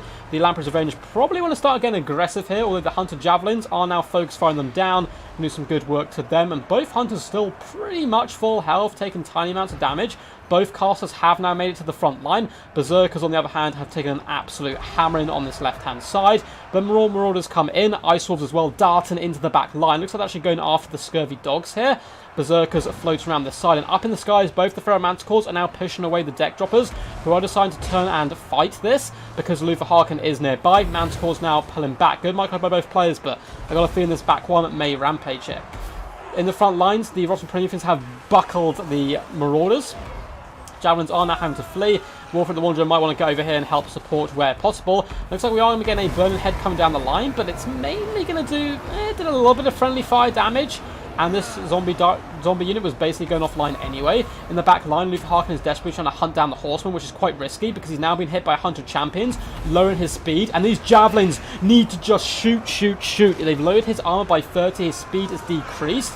But it looks like the good play by Energized is going to force back the Javelins with the Lamprey's Revenge, although in comes the Manticore to try and feast upon the souls of their enemy. Backline has been buckled now. Icehorn Marauders and Berserkers jumping on top of the mortars, going to shut them down with the help of the Ice Wolves, doing a good job in the back line. However, up in the skies, all three Deck Droppers are currently really healthy, and it looks like they have managed to rampage one Feral Manticore, and it's looking a little bit tough for the force of Norsca so far, but they have trapped Luther Harkin with the aid of a Feral Manticore who's been hit by Hornswaggle. But all the casters are here, Wolfric's here, the whole crew desperately trying to bring down Luther. It looks like there's some support coming in from the Horsemen, and if these Hunters can rally, which they do just as I say that, need to focus down the Lamprey's Revenge and really force them off the field, because they are getting healed up by an Invocation of Heck as we speak. Whoever wins this engagement probably will win the battle, as the backline for the Undead has been completely broken at this point.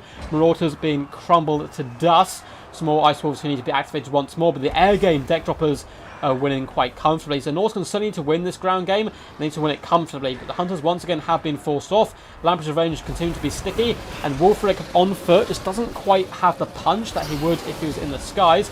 Both Manticores are here fighting. Shaman Sorcerer gets slapped by a Crab Claw and forced back. A second unit of Hunters with Javelins and Marauder Horsemen are now once again unleashing hell, though, onto the central core. And a lot of the undead forces are done for. Gunnery mobs have been summoned to try and aid and support, but Marauders are keeping them busy. Ice Dwarves are mopping up the rest of the backline troops, but all three deck droppers starting to get a little low on ammunition, but still plenty left to give. One Ferromanticore has been dispatched at the moment. Luther Harkin down to about half health, but that second Ferromanticore has had Fight or Die popped on him, increasing that melee attack of all nearby troops, and causing huge problems. Horsemen do start to push away the deck droppers, but they really need to be focusing down and aiding in this main fight, because the healing is going to be so scary. Ferromanticore has come back once more. Horsemen whipping around the flanks, trying to get some damage. It looks like Luther Harkin is going to retreat, which looks like they managed to scare off the Shaman Sorcerer. Good timing though. Flaming Sword of Ruin has gone down. Lamprey's Revenge are now being slaughtered. Not good work by them as the Ice Wolves do bound into battle once more. But Luther Harkin has managed to escape. Marauder Hunter Javelins are looking pretty good. And once again, we have a close game on our hands. Bounce Power is currently in the undead favour. A boat is going to be coming down on the polearms. And it does some really lovely damage, chunking through them. Hopefully going to allow these Berserkers to turn that tide in their favour. And it looks like that is just what's going to happen. Deck droppers up in the sky. Still okay ammunition, although running slightly low. Hunters have returned. Shaman Sorcerer gets hit by Hornswagger. And oh my god! The assassination snipe. And it looks like both the casters may be done for. One getting shot down by the deck droppers. The other one focused down by Luther Harkin. But 100 Champions has been popped on him. He's now stuck in this engagement with the Horsemen, as well as Javelins launching shot after shot in. Beautiful play by Razael, intercepting with the Marauders on the polearms who are trying to harass the back line. It looks like Luther Harkin may go down here. Foot Wulfric coming in, showing he is the king of champions. Not only the Slayer, and Luther does manage to escape, get up into the skies. Speed has been popped on him as well, but down goes the Lamprey's Revenge, and there's still some decent amount of Javelins left on the field. Luther is scared and terrified for his life. Still going strong though, 850 health. Both Ferromanticores are wavering and getting really low. Deck droppers need to save some of the ammunition, but we still have this Vampire Fleet Captain who Razael needs to hunt and slaughter, because constantly healing up Luther is going to be big problems, although Luther is getting rather low. Bounce Power once again does slightly tip in the favour of the undead, but not by much whatsoever. Marauder Hunter Javelins still have okay ammunition, have the fast moving Horsemen do not. Marauders starting to push forward once more as well. Very close game. This is insane. This is insane. I didn't even see the bloated corpse. I didn't even see it. That is my bad. I've just realised I completely forgot about that. I got way too overhyped. Deck droppers are shooting in, trying to focus on the Manticores, force them off the field, which is a good idea. But the deck droppers only, 2 ammunition left on this one, 3 ammunition on the other. That's still a decent amount of punch. The Horsemen are both darting forward. Wulfric is alone. His hero core has betrayed him and abandoned him. And if he gets a Hornswaggle popped on him, he certainly could be assassinated by the hard-hitting Luther Harkin here. Deck droppers taking some Javelins to the face as the Marauders push forward. Overextended a little bit here. Now, these Energized needs to be careful to ensure he is consistently attacking, because the deck dropper, Luther Harkin, doesn't count as attacking, but it looks like he's using up the remainder of his ammunition on the deck droppers, doing some nice work, but he will have to engage in just a second here. It just looks like they were saying good luck, have fun. But I'm pretty sure Luther Harkin doesn't count as attacking, so deck droppers definitely start getting aggressive. They are currently fine with this one unit, but now they're out of ammunition. They really do need to engage, and it looks like they have managed to force off the Horsemen, but the Marauder Hunters are still staying in the fray. And it looks like it's still retreating. I don't think there's anything else left fighting anywhere. So these polearms are now moving in to engage. Okay. So Marauders are now hunting them down. Taunt has been popped on one unit of Marauders, which is not a bad idea at all, lowering their armor and melee defense. Hopefully going to allow the zombie pirate mobs, as well as the Vampire Fleet Admiral, to fare a little better. And Wulfric is kind of behind his Marauders at this point, which is rather scary stuff. Could pop 100 champions down on them, and in the back line, the deck droppers do drop down on the Javelins from both sides. These Manticores need to land, and they need to land now to try and support the back line. But a lovely summon by Energized coming into the back line. And these Javelins are all of a sudden struggling a little bit. Manticores, though, doing a decent job coming in, and all of a sudden, it is a scrap for their lives. No, the Northern Hunters are terrified, despite the fact Fight or Die was popped on them. This is the worst time as Hunter Champions has gone down on Luther Harkin. Both the Manticores beaten and bloodied are trying their best. They need to get some attack animations out, but they decide to fall back and try to counter-charge or cycle charge. Big mistake, big mistake. I think they need to stand and fight this whilst they were still had them around to be here, and Hunter Champions was popped on Luther, down to 1.5 health. Nearly crumbling. Wulfric is too far away to help though, and with that it looks like the Undead are certain in a still victory. Lovely just surround and then punch coming in by Energized. Deck Droppers feasting upon the souls of the Javelins. Manticores have been beat back, and of course someone on Energized skill level isn't going to allow them to come back. He's going to chase them down with the Deck Droppers. Wolf of the Wanderer really standing alone at this point. Ice Wolves though bound over to the Vampire Fleet Captain, trying to shut her down, although it looks like they are now going to turn to try to save Wulfric. A big death streak coming down from the skies onto Wulfric. Probably kills more friends than foes, but still does some added damage. It looks like a boat is going to come through to try and help clear out the chaff, and it'll do just that. Huge health damage done to the enemy. In the distance, Deck Droppers are going to be able to chase off that Manticore. Not too much that it can do there.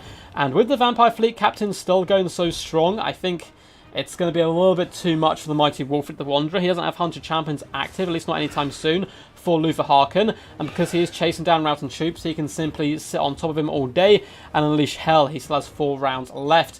Ice Wolves do shatter in the distance, and it looks like the majority of the Norscan forces have completely broken and routed for the hills. The Wulfric the Wanderer is the last man standing, and maybe with the luckiest RNG, if Luther Harkin flops in here, absolutely fails all his attacks, and gets 100 champions popped on him, maybe Wulfric can pull it out of the bag, but I don't think it's going to be possible. Man, Razael has pinned up a fantastic scrap, but I think it may well be all over now. It may well be. If he'd caught Luther a little bit earlier on and managed to fully assassinate him, maybe there was a chance. But unfortunately, it looks like that is going to be game. And the mighty Energized will be moving on to the next round. But hugely well played to Razael, who played fantastic. Every single game was so close. And in a pretty tough matchup as well, I think, because of the air presence. He certainly did a good job. Energized coming in with 2,000 damage value on Luther Harkin. He is so nasty here. Vampire Fleet Captain not doing too much because she's there for the heals. Likewise, the Undead are just here to blob down the enemy. Double Mortar did pretty solid work as well. 568 damage value and 1,760 on the other, which managed to tear apart some Berserkers pretty early on. The Lamprey's Revenge, 2,337 damage value, 11k damage dealt. Really beautiful stuff. As for the air core, yeah, nearly 1,000 damage value on this unit. 866 here, 501. Pretty well ushered away from key targets by Razael, but still getting some good work. The Bloated Boy, again, 573 damage value. That's probably what actually destroyed one of those Berserker units on the right-hand side. Wolf of the Wanderer, 1.8k damage value, certainly not too shabby. 123 kills, 14,000 damage dealt on foot is a good display. Both the cards as well faring okay, considering they were getting sniped out so heavily. And just bucket tons of Marauders doing what you expect. Many kills, not crazy damage value because of the units they're against. Javelins are always very key in this matchup. 685 damage value here is good, 246 not so much. 1,000 on this unit though, very good. Good micromanagement on the Horsemen as well. Manticores up in the skies, 765 damage value and 1,100. If they could snipe out Luther, I think there was a good chance there. Fun, close games, GG. Looks like some good sportsmanship as well. We're just wishing Energized good luck in the next round. Amazing games. Really close set. That's going to be hard to top for sure.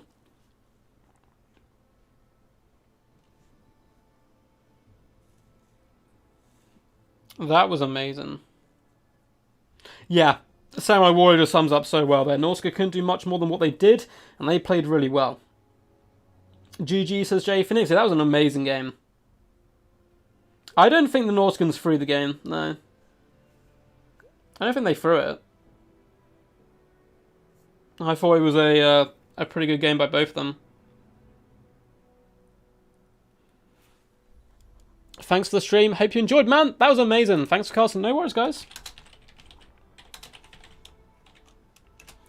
Thanks for playing on stream. Of course, these guys don't have to play on stream. They can, like, a lot of people kind of don't want to show off their builds and so forth. So massive shout out to Energized and Razael there. 2 true champs wanting to put on a good show for you guys. And that was amazing stuff. So we're definitely going to pop that up to 3-1 for Energized. Our next shall be the legendary Guac up against Slade X. So we'll get to that in just a second. Let's see these guys out though. Thanks again for the games. Nice ones. Yeah. Time for me to eat. No worries, man. You enjoy. See you soon, guys. Don't worry, guys. We have another best of 5 on the way in just a second. Yeah, that was super close. That was super close. That was some very close stuff. So, I'm quickly going to pop up a little blocker for you guys so you can't see the replays. So obviously you can't see like how many were sent to me and so forth. So let's pop up this. And let's pop up this one, a little bit of a smaller one, so you guys can still see part of the screen and the scoreboard and all that kind of stuff. So the old ones do indeed say no peeking. So let me quickly go download the replays, as I believe the mighty Guac did send them to me. There we go. Feel free, guys, obviously, to talk amongst yourselves during this time. Talk about the games, and who's your money on? I mean, Guac, very good, very talented player all around, particularly very good Bretonian player, and Slade X, the meme meister, the meme dreamer, come into the fray. But he's an incredibly talented player as well, and the fact he wins so many tournaments or tournament games by memeing really does kind of show you how powerful he can be. So, quickly going to pop these replays in.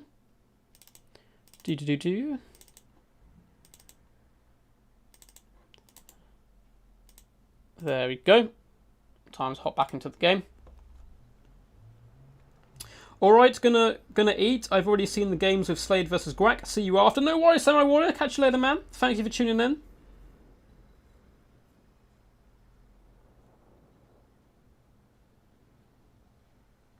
Falcon wishing on Slade. Of course, is Extreme Meme Team brother. Extreme Meme Team, for those who don't know, are a sister clan for DBD as well. So always awesome to see those guys display.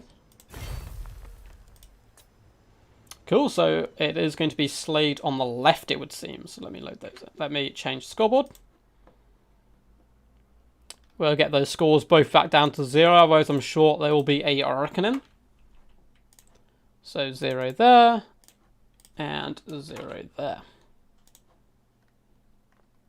And let's have on the left-hand side the mighty Slade X. No doubt we will be seeing his favourite greenskins. He must be so happy with the state of green. He played greenskins when greenskins were considered pretty poor. So now that they're good, I bet he's enjoying it. And then we have Guac, who we've actually seen already on one of these streams, but playing up against myself. We had an awesome set of games. I believe he dumpstered, well, it's close, but he beat my Wood Elves with greenskins. And I managed to come back with some Lizardmen up against Bretonia, which is always fun. Yeah, Slade wins even when he loses. Oh, do you always make a video? No! Well, please don't say anything about the results. Please do not say anything about the results if people have already popped them up already without them being streamed and so forth. So, anyway, let me load in here. So game 1, it looks like Slade X did indeed go with the Tomb Kings up against Guac's Greenskins. Should be a good one, so let's hop in now. Don't worry, we'll get rid of the screen blocker. Just going to load into the game first so it doesn't kind of bug out the game or anything.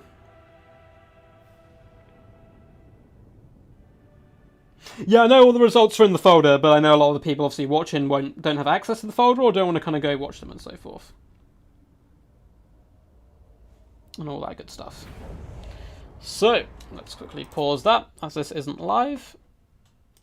And take away our glorious little no peeking blocker. So here we go, guys. The mighty Slade X, of course, coming in with the forces of the Greenskins. And it is going to be your typical standard stuff. A ton of Orc Biggins dotted through the front line, as well as the Savage Orc Biggins. So pretty bad to the bones, big Greenskin fist to punch you in the face. And in the secondary line, actually, it's not what you expect. We have basic Trolls. No way! Look at these guys. They're just so happy to be out and about, out the house. and actually able to kind of, well, that guy's having a bit of a whale of a time, and not be overshadowed by stone trolls. We have Grom the Paunch in the central portion here, of course, bringing all his useful items and buffs. We have an Orc Shaman coming in with the Fist of Guac, as well as Brainbuster. And then we actually have some Pig Cav, Orc Boar Boys. Very good mass on these guys to pin in troops. They can be real nifty and a pain in the butt when they surround those large single constructs. On the flanks, we have some Gobbos as well. It looks like just the basic ones on either side to help stretch out the line a little bit longer. And a ton of skirmish cavalry. We have Forest Goblin Spider Rider archers. Oh no, these are actually just the normal spear ones. And some more spear ones in the distance, so no mass skirmish cav. What is this madness? This is no greenskin build that I've heard of. It looks like he's coming in, not coming in super meta, but relatively decent stuff as well. We have some skeleton horsemen in the distance for Guac, and he does love his Tomb Kings. I see a lot of people picking Tomb Kings to try and counter greenskins. I think it can be relatively even if both players know what they're doing. Skeleton Spearmen, as well as the Kepper Guard, will be the weapons of choice in the front line, alongside the King Nekesh's Scorpion Legion, who have some of the coolest shields in the game. They're just such ferocious warriors. I actually watched The Mummy again the other day. I guess it's not the original, but it came out like in the early 2000s, and it really did make me want to play Tomb Kings a little more. We have double Tomb Scorpion, always good to see, as well as the Mighty Ark and the Black down here on foot, Fated Buna and Spirit Leech. A ton of skeleton archers, and a load of cavalry. We have horsemen. It looks like just a basic horseman throughout. Good at kind of counter skirmishing the enemy spider riders and so forth, but looks like there aren't going to be too many of them to focus on as the army does wheel about face. Greenskins taking the advantage though and taking the high ground, trying to make Obi-Wan Kenobi as proud as possible. Now you've seen the build. Who is going to scrap it out? A big war is ripped from the lips of Kraken here. Got to support RTK, says Jay Phoenix here. I voted for Bruce. So, the Tomb Guard are going to be pushing forward. It's nice to see Tomb Guard in action. They're pretty good in this matchup. Grom considering getting in here, getting down and dirty with some cycle charging early on. And he's one of those lords who's basically unkillable unless you pin him in really well. You always kind of get tricked into wanting to finish him off. You get him down to about quarter health. Then he uses his mass to pull free and regenerates up, and all of your damage was for naught. And then at that point, the Savage Orc Biggins and Biggin front liners kind of just beat you into oblivion. But it looks like Grom is going to be focused down the Kepper Guard initially. Coming in here, going to be doing some nice damage straight out of the gate. Oh my god, look at their HP just drop. Massive damage. Tomb Scorpion not going to be having any of it though. Popping over here, trying to do some nice damage. Spirit Leech has come down. Horseman as well. And it looks like Guac is going to try and come in and really pin in Grom, going in for that assassination attempt. But the Lucky Banner has been popped, meaning he's taken basically no damage. Savage Orc Biggins do slam into King Nekesh's Scorpion Legion, and all across the line, a war is ripped from the lips of the Greenskins as they engage. Brainbuster goes down on the Kepper Guard, who will obviously surrounding Grom there. Orc Shaman again, 18 kills straight off the rip. Trolls starting to push forward as well. They are the focus of attention from the archer line at the moment. And in the back line, the Forest Goblin Spider Rider archers trying to find a home and hunt down these archers. But as we can see, good play here by Guac is going to be keeping the majority of them at bay. Big Fat Fated Buna goes down on some Savage Orc Biggins as Ark and the Black moves in. Skeleton Archers dangerously close to the front line. If their front line crumbles, which it looks like it is doing, they're going to be shut down in a matter of seconds. Trolls are deadly close to the front line. Double Tomb Scorpion fighting as hard as possible, but it looks like they are now surrounded by the Orc Boar Boys, which is pretty worrying stuff. From the Paunch as well in here, still tanking damage like an absolute champ. Let's go, champ. People are screaming for the Greenskins here.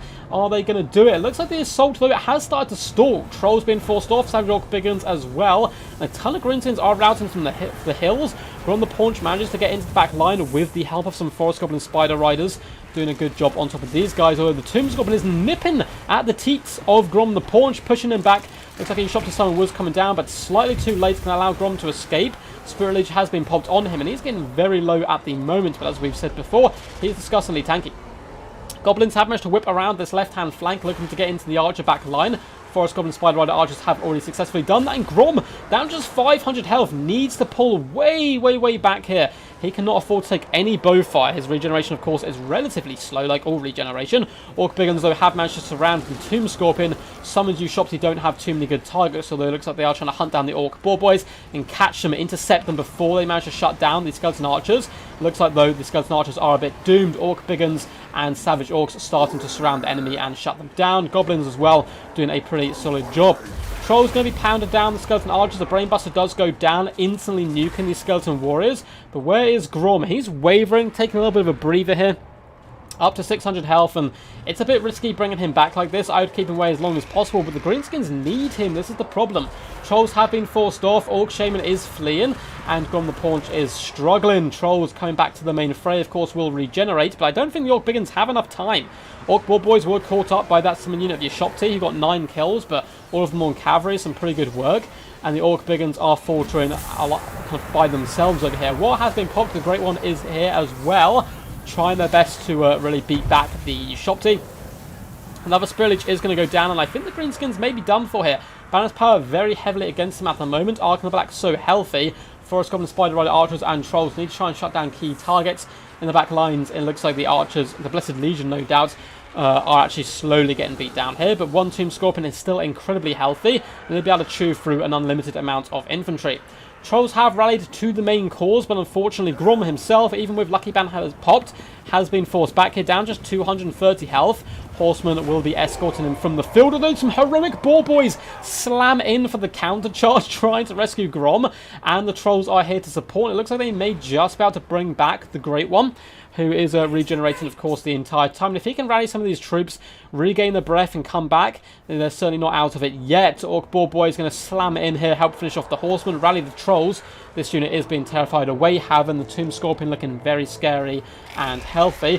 Forest Goblin Spider Riders are darting onto the Blessed Legion once more, trying to drag them down in the distance. We have the ultimate fight of heroes. Goblins up against Skeleton Spearmen. Oh, Goblins, you've got to root for the boys. Look at them, he's just cheering. They're so happy to be here, and there's wreak havoc across the battlefield. A very close fight so far. Trolls are routing and fleeing. Orc Biggins with Fist of Gork on them. Could do some big damage to Ark, and if he's not too careful, if he stays in here a little bit too long, that added 24 melee attack and 24 melee defense is certainly no joke. It looks like it is still active. Ark and the Black taking a bit of a pounding, and the Greenskins might just fight back here. Balance power is nearly level again. Grom in the distance has raided up to 500 health. Trolls once again being terrified. Still 9 models though. Plenty of healing cap left. But the problem for the Greenskins is they can't really form a cohesive force again. They're desperately trying to shut down so many units in the back line. Lovely little Brainbuster coming in. Slade, a big advocate for this spell, and it does a ton of work for him as well. Savage Orc Biggins continue to try and put pressure on this Tomb Scorpion, which is going to be the main problem, I think, for the forces of the Greenskins. Grom just cheering on his own troops as he does roll around in relative safety for now. Trolls continue to push into the back line. Skeleton Archers have been dealt with. Blessed Legion are going down as well. And all of a sudden, the Greenskins look like maybe, just maybe, there's a good chance. However, the Orc Shaman was caught in hand-to-hand combat up against the mighty Ark and the Black. Certainly an engagement the Greenskin probably should have fought a little bit better of. Orc Biggins as well have been forced off. Lovely summon of Skeleton Warriors to help support their Lord. Grom certainly can do it, but once again, he is broken. He's just so low health, and he doesn't have the time to heal up. The Greenskins really need to try to do some delaying tactics, but everywhere you look, Greenskins are running for the hills. Lovely little scrappy game so far. Slade trying to drag it back where possible. The Trolls are hammering down the King Nakesh's Scorpion Legion, who are crumbling, but it looks like the Greenskins actually throw in the towel. I think it probably was game over. Did Grom shatter? I think Grom did shatter in the back there. And with him gone, there simply was no chance. Very well played to these two champs, but it looks like the mighty... Oh wait, Guac was Greenskins. No way, I'm an absolute idiot. Oh my god, I can't believe I said that both ways around. So Slade X is the force of the Tomb Kings and actually wins. No way. Oh, that is a huge bad by me there, guys. So Slade X actually claims victory. You just didn't know it. Up against his favourite Greenskins. There's, of course, a faction he is very well versed in. But Guac faltering with the mighty Grom. Fantastic scrap by him. Scrappy display, nearly pulling it back. Oh my god, that is so funny. That is so funny. Oh, so Slade X actually pulled the ultimate meme on me there. And I think he labelled the video the other way around. So... Slade X coming in with the memes, doing a fantastic job though. Ark and the Black, 1.2k damage value, pinning some solid work. And all across the board, his front line is held for such a long time, such a sticky unit. And the Archers as well, getting some fantastic value across the board, particularly the Blessed Legion, 1,300 damage value. The double as well, Tomb Scorpion doing some good work, 650 and 1,000 damage value. Is a Greenskin main, so of course knows their weaknesses. Guac coming in with some slightly off-meta picks here. Grom, 800 damage value, not getting the most we've seen him get in the past, simply due to some good isolations by Slade X on him. And the front line did kind of suffer as well, getting huge kills but not crazy damage value. This unit, though, being a bit of an exception, 1.2k damage value. Forest Goblin Spider Riders as well, of course, always doing good. But the Trolls suffering, not really managed to get any value because they were forced off so often. Happy to see the 34% win rate of Tomb Kings win a game. Oh man, bamboozled. Yeah, I was deceived. Deceived, treachery, lies, deceit. What's up, Sebastian? How's it going, man? How's it going? So, awesome stuff for both these players. I'm going to have to double check, right? I'm going to pop up quickly. Well, firstly, we'll change the score. So, the Mighty Guac does actually take game 1 there. Boop.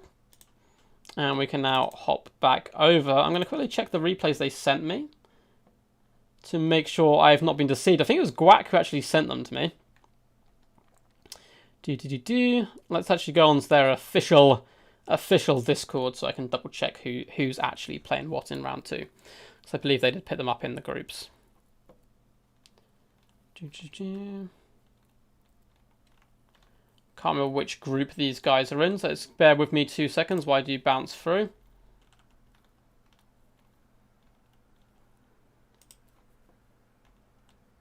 There we go. So yeah, Slade X was in fact, the Tomb Kings there. And game 2 should once again be greenskins, but this time we cannot be fooled. Slade X will be the greenskins up against the Bretonia of Guac, at least if they sent the replays in the right way around. Let's go down there. Let's get up a little finny bob so you guys can't see too much. I have actually added in some more replays just in case people see stuff, so we don't know actually what the results are, but I kind of wanted to show off the screen blocker anyway because it's so badass and cool. So up next is Slade X with the greenskins and Guac with the Bretonians. We shall not be fooled this time. So let's hop in to this one. So sick of watching orcs, let's at least bring Grimgor. Hell yeah, man. Yeah, Slade won game. Slade won with the Tomb Kings. So I'm going to update the scoreboard in just a second, don't worry. Wait, no, Guac won that one. Oh my god. Oh my god, you guys are tricking me so bad.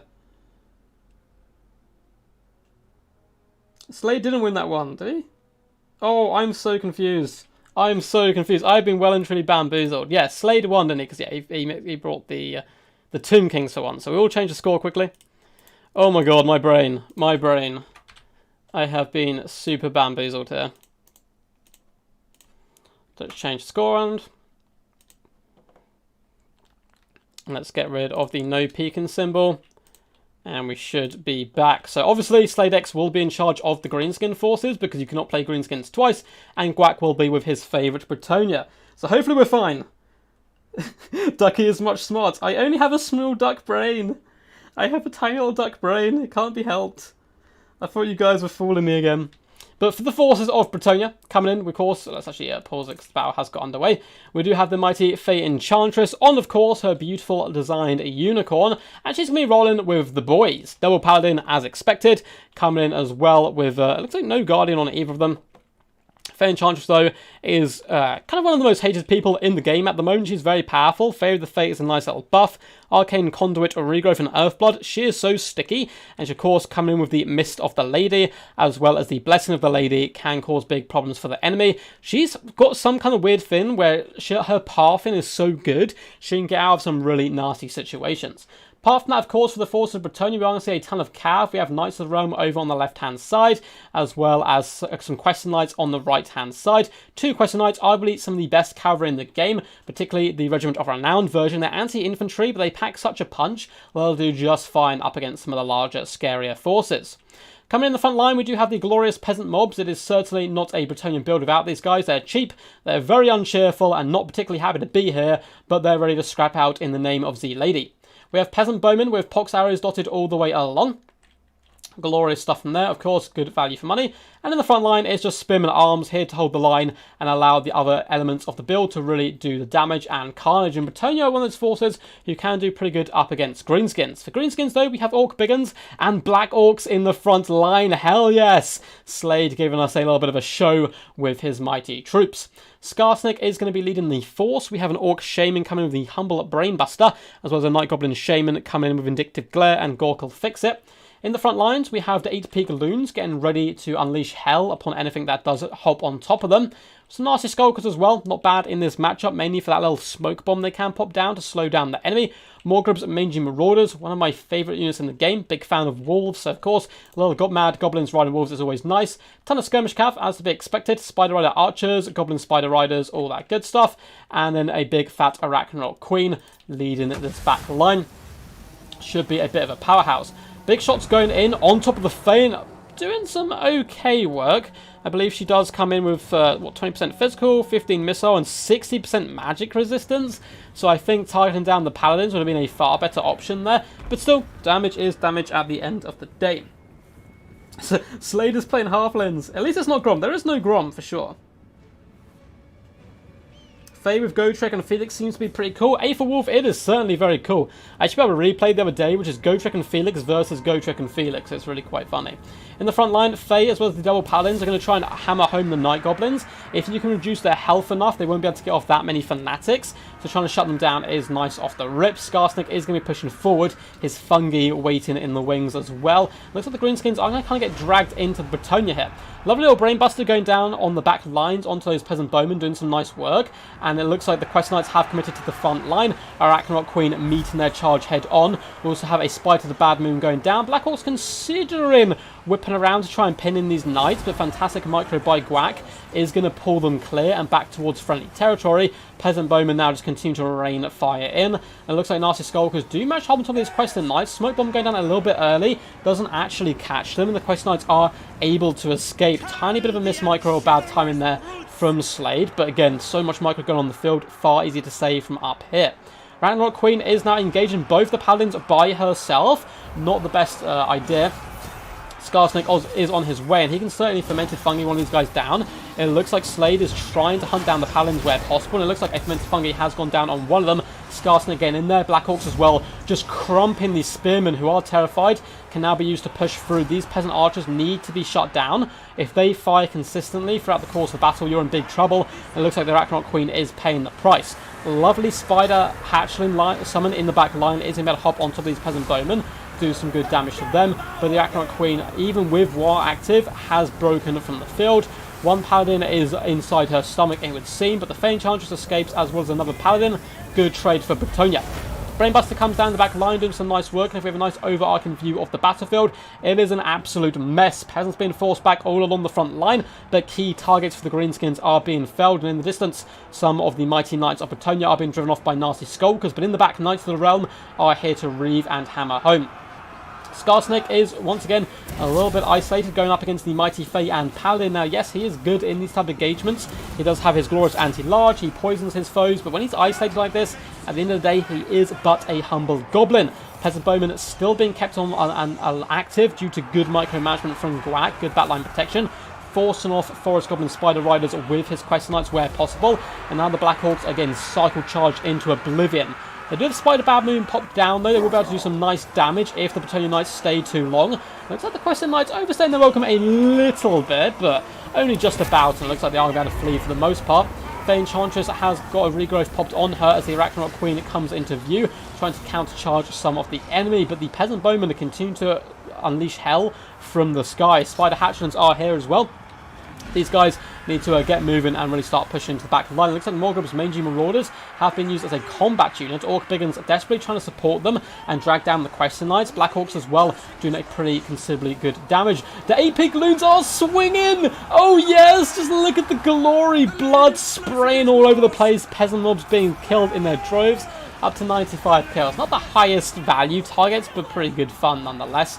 Arachnoid Queen has been felled by the Paladin. I'm sure he'll be receiving a special blessing from the lady tonight for that one. Black Orcs are holding the line though, doing some good work on these Knights of the Realm. They've kind of hung around too long, although they are going to be working as the Anvil, as the hammer, the Quest Knights with Favour of the Fae collapse in the back, breaking the backbone of one of the strongest units left on the field for the Greenskins. Night Goblins darting over, Night Goblin Shaman Shrine as well, everything being thrown into the mess. The problem for the Greenskins now is they have nothing to put pressure on this back line, really. We have a look around with some Orc Biggins who maybe could some Spider Riders in the back, but they're kind of on the wrong side of the battlefield right now. There's a lot of units between them. With the Question Knights so healthy, both units doing it relatively well. This one a bit beat up, but, you know, for the end game, not terrible. Brainbuster is a good option here, trying to limit the damage output of the peasants, but there's so many of them left firing. Black Orcs relatively slow, aren't going to be able to push into the back line. Orc Shaman is being butchered, and if we have a little look here in the centre, the leadership of the Greenskins has just been shattered and broken to the wind. Balance power very heavily in Guac's Bretonian favour.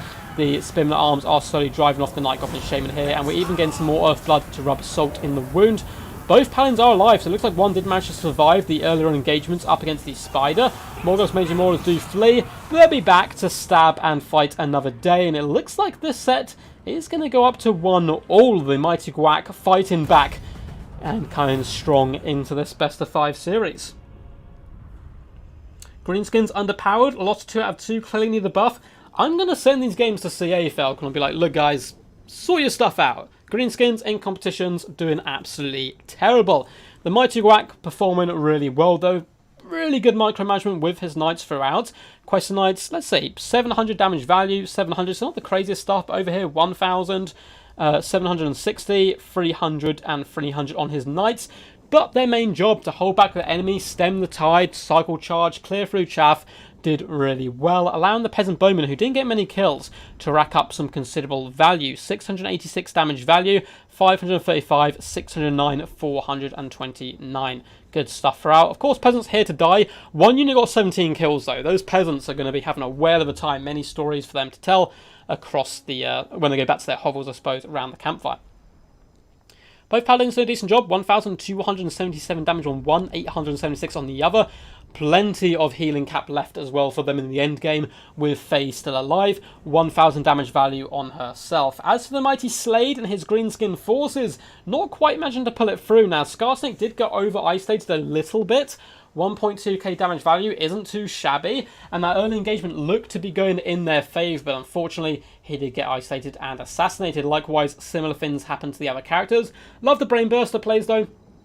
Good work all around by Slade with that Orc Shaman, but unfortunately the Peasant Bowmen, they resolve held just long enough. I like the idea of the Nasty Skulkers as well. The 8-peak Loons, 103 kills, 10k damage value, nearly 1,000 damage value itself. Sorry, 10,000 damage dealt, there we go, bleh.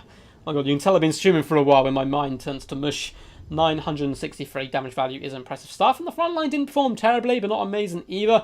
The Spiders were unfortunately not utilised to what they needed to do here, which is really shut down those Peasant Archers, but always it is quite tough. Love to see Morgrim's Major Marauders in the fray though, and getting good damage value, 971. The Spider, 1,112. So very well played there. This is, yeah, the poor Spider for sure. The DuckTales resume. The game continues. Yeah, Greenskin's underpowered, man. I'm joking, of course.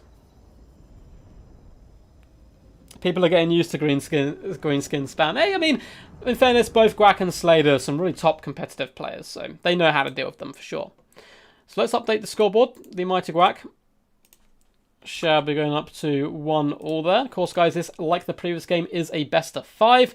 Let's get up our glorious little no peeking banner and load up into the next game. I'll sip my drink as well.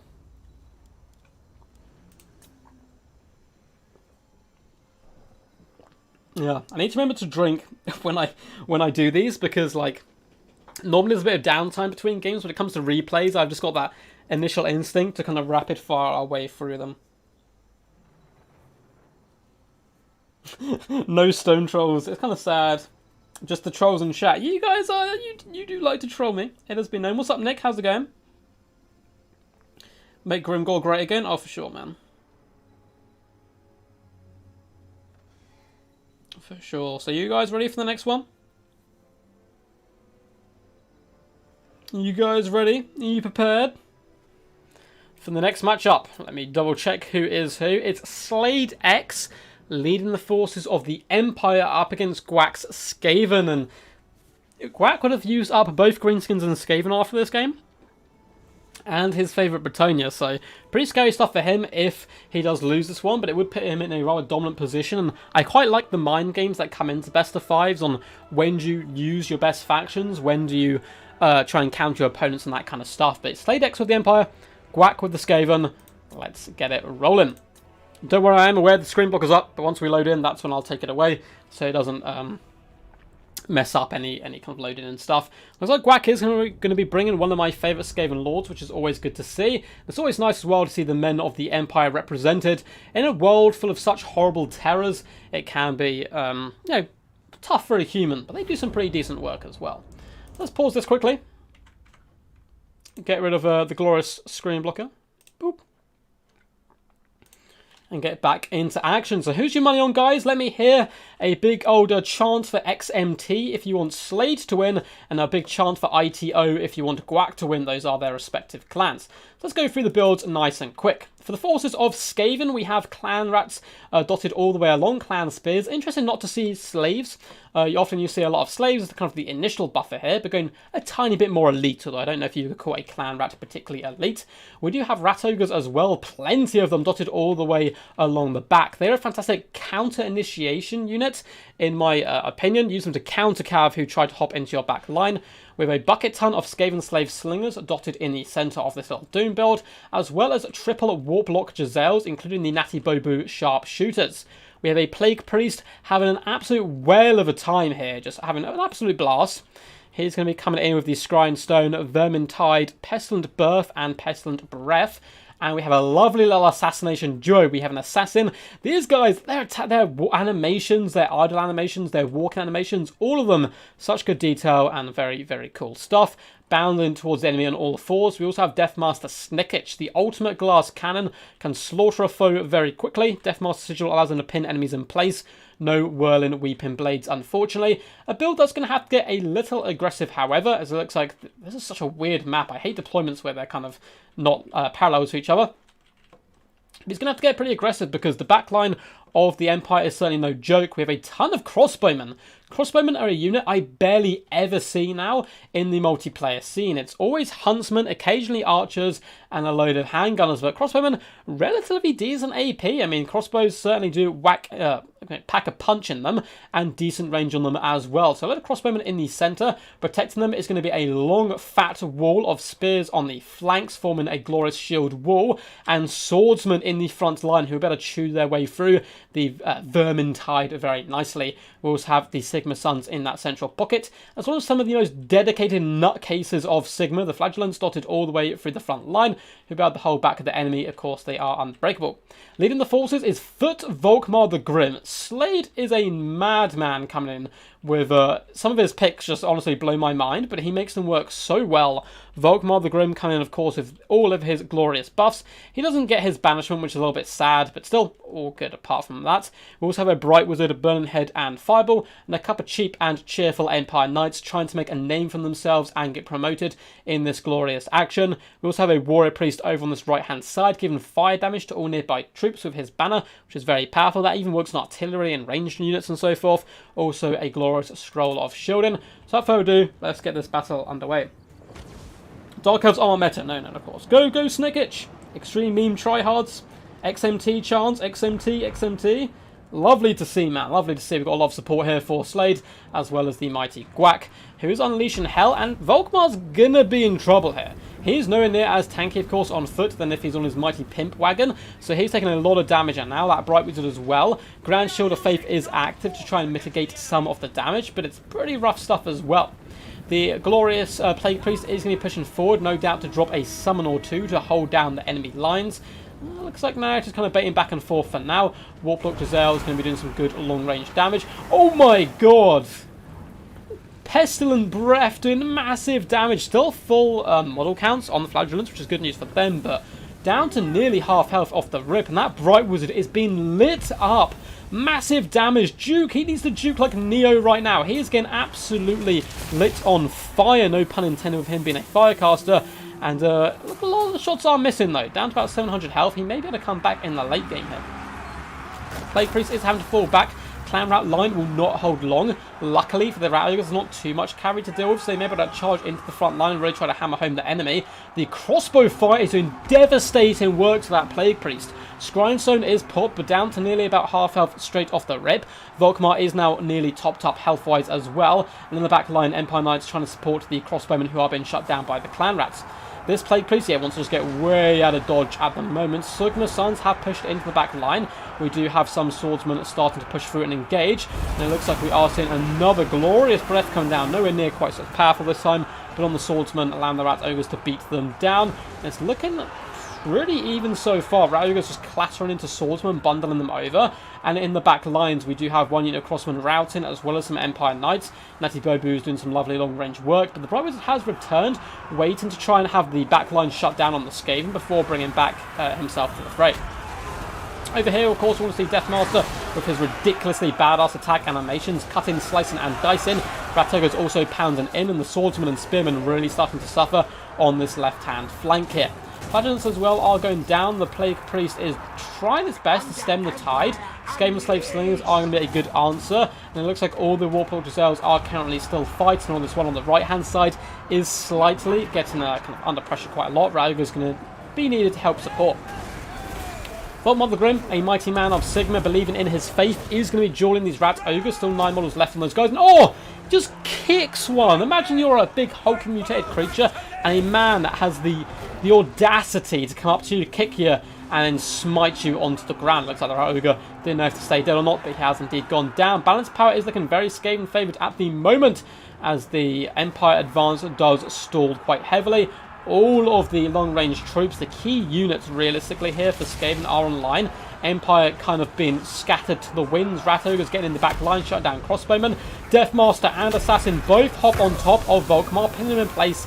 Assassin's Trophy has gone down, and this is not a duel anyone wants, and even a glorious moustaches, as much as Volkmar's, can't help deal with the double assassin threat. Oh, such cool animations as well, as the assassins do bound after Volkmar. He's going to be running for his life. It looks like he has shattered, and Guac taking the second game, punching back hard. Was 1-0 down, coming back here to a 2-1 advantage in this best of 5. He simply needs one more game to assert dominance and claim victory. Very well played to these two champs. Just going to double check. Yes, that was Guac with the victory. I'm so paranoid now with the force of Skaven up against Slade X. What did you guys think of that one? Rat Ogre, this is madness. Oh, that's amazing. Slade's memes are legendary. They're known throughout the world. Beastmen 52% win rate. Meta, please nerf. Oh, hell yeah. GG. Honestly, guys, every game we've had today live on stream, or like these replays, has been so close and so good. Slade X, I love the attempt here. I love the build. The crossbowman certainly come in as a unique pick. 500 damage value on this one, 470, 100, 730.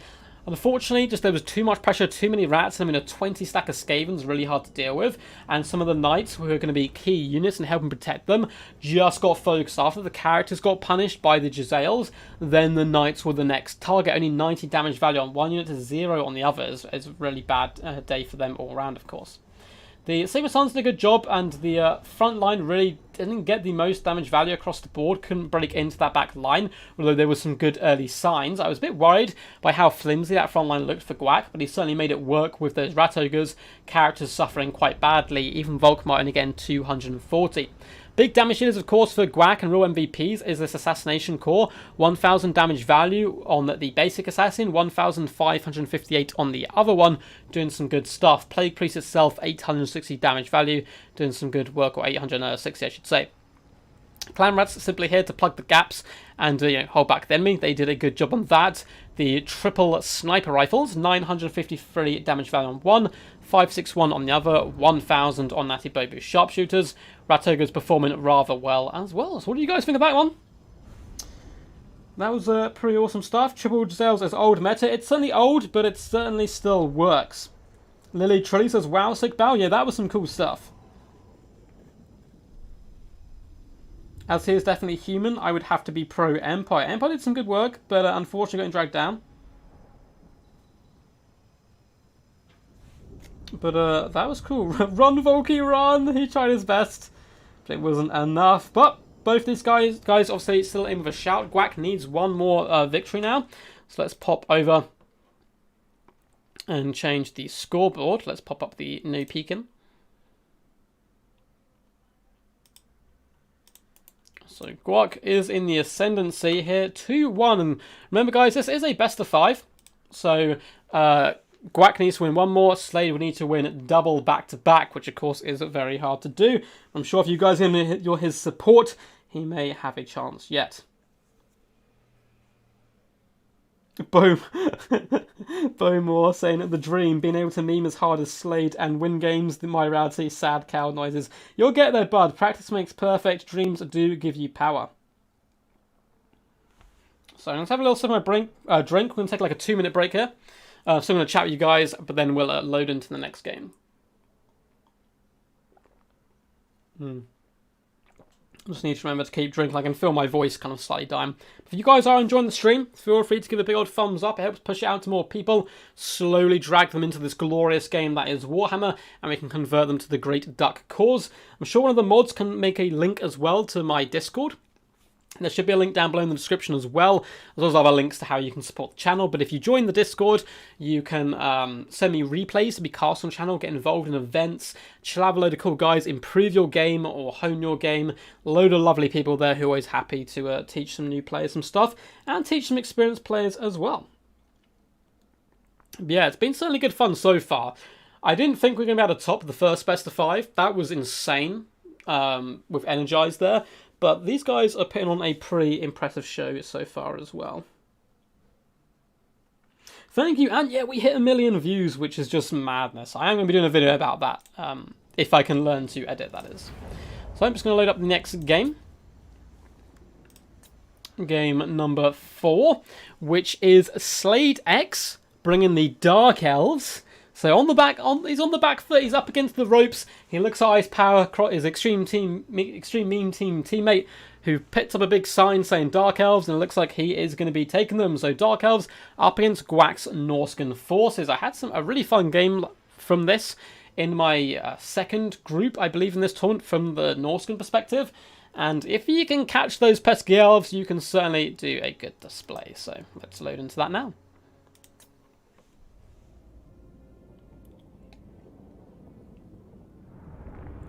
Do you know the age of the player base? It's a bit more mature than the majority of games. Most games tend to be kind of like 18-year-olds, early 20s. Total War does have those players, but it also kind of pushes up into the 30s and the 40s a little bit more. I guess it's a little bit... I mean, you saw a lot of micromanagement and stuff, but the Total War franchise is rather an old franchise.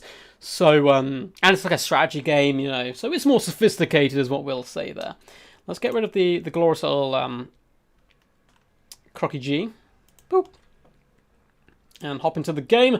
So guys, I need you to give your energy to Slade here and his Dark Elves to try and get back, because I want to see as many games as possible. The Naked Lady Rush can work rather well. 24 hours quick bow. I was going to at one point, and unfortunately I have pretty big, like, sleep problems, so I generally spoke to a doctor about it, because this is way back when I hit 1,000 subs, and they were like, yeah, don't do it, don't be an idiot, you muppet. Because it would just like probably mess me up quite badly. I'm going to be doing some long streams though, so maybe some 6-hour ones to celebrate, where I play all of the... I wasn't do all the factions in the game, but I'm probably going to play all the good factions, and then all the bad factions in a different stream, and play every single one on quick battle. It'd be quite good fun. Right, we are going to start this battle by pausing it, because Norscans are known to rush, so this battle probably going to get underway rather quickly.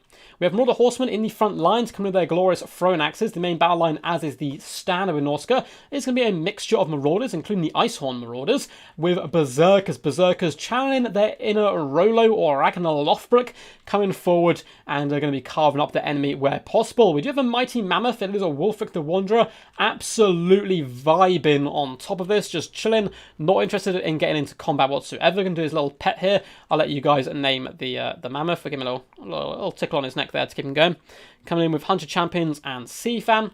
We do indeed have a familiar Belfiend of Shadow. Shadow is such a powerful Law of Magical round. And Theben Foe, Pendulum, Scroll of Shielding are his poisons of choice. We have Skin Wolves in the back line, also dubbed Wind Wolves by some people. Very powerful units, and a pick I absolutely love here. The Frostworm. We have the Ice Dragon, guys. I actually bring this up against Vampire Counts, and it can have some pretty good effect. Really excited to see how it does perform today. Fun build. Again, it's the standard Norscan way. We're going to punch you in the face as hard as possible. As for Slade, naked ladies were demanded. Naked ladies is what you shall receive. Some Sisters of Slaughter. Get some nice close-ups on those for you guys there. Coming with their kinky old whips. And a load of Witch Elves, who are a staple in many Dark Elf builds. Looks like that's going to be the majority of the front line here for the forces of the Dark Elves. We do have Dread Spears as well in the back line, supported by 2 Dark Shards, as well as some Dark Riders as well waiting in the wings. Sisters of Sling and Doom will be taken at the central portion of this fight, supported by Marathi, who's currently inside a tree, so maybe trying to get to the roots of her problems.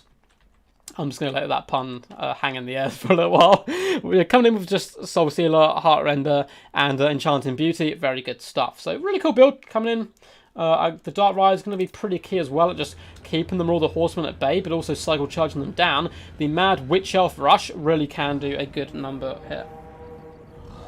No way he picked Frostworm, rip. Silly Guac. No, they're fun. They're fun. You gotta love a Frostworm. Maybe he knows up against Slade, and Slade's power is drawn from his memes. So maybe by trying to out-meme him, he'll take away Slade's power. Dark Riders are running for their lives. Frostworm on the prowl. That looks like it's going to do a really janky animation and whirl around, trying to get on top of these Dark Riders instead. And the Naked Lady Rush is well and truly underway. This is a bit weird though. The Dread Spears, the Dark Shards are all just way, way, way in the distance. So a bit of a two-pronged attack, we'll say, as the Tactical Reserve is being pulled up. But the Witch Elves don't seem to mind. Skinwolves probably want to start charging in the front line. More Horsemen, Thrown Axe is going to do wonders up against this. But the Berserkers just instantly are going to start rampaging. Witch Elves hit here as well by a Sea Fang, as I called it going the wrong way. Going to run over a ton of units doing massive burst damage to the Sisters of Sling and Doom. Big fat Pendulum coming down, doing good work as well. Frostworm up in the skies. Dark Elves seem to struggle off the rip here. Quite a lot of their units have started to break. They're only Witch Elves. Sisters of Slaughter doing a good job in the backline. Now the Dark Riders are hammering home. It's the Norscan turn to feel the pain.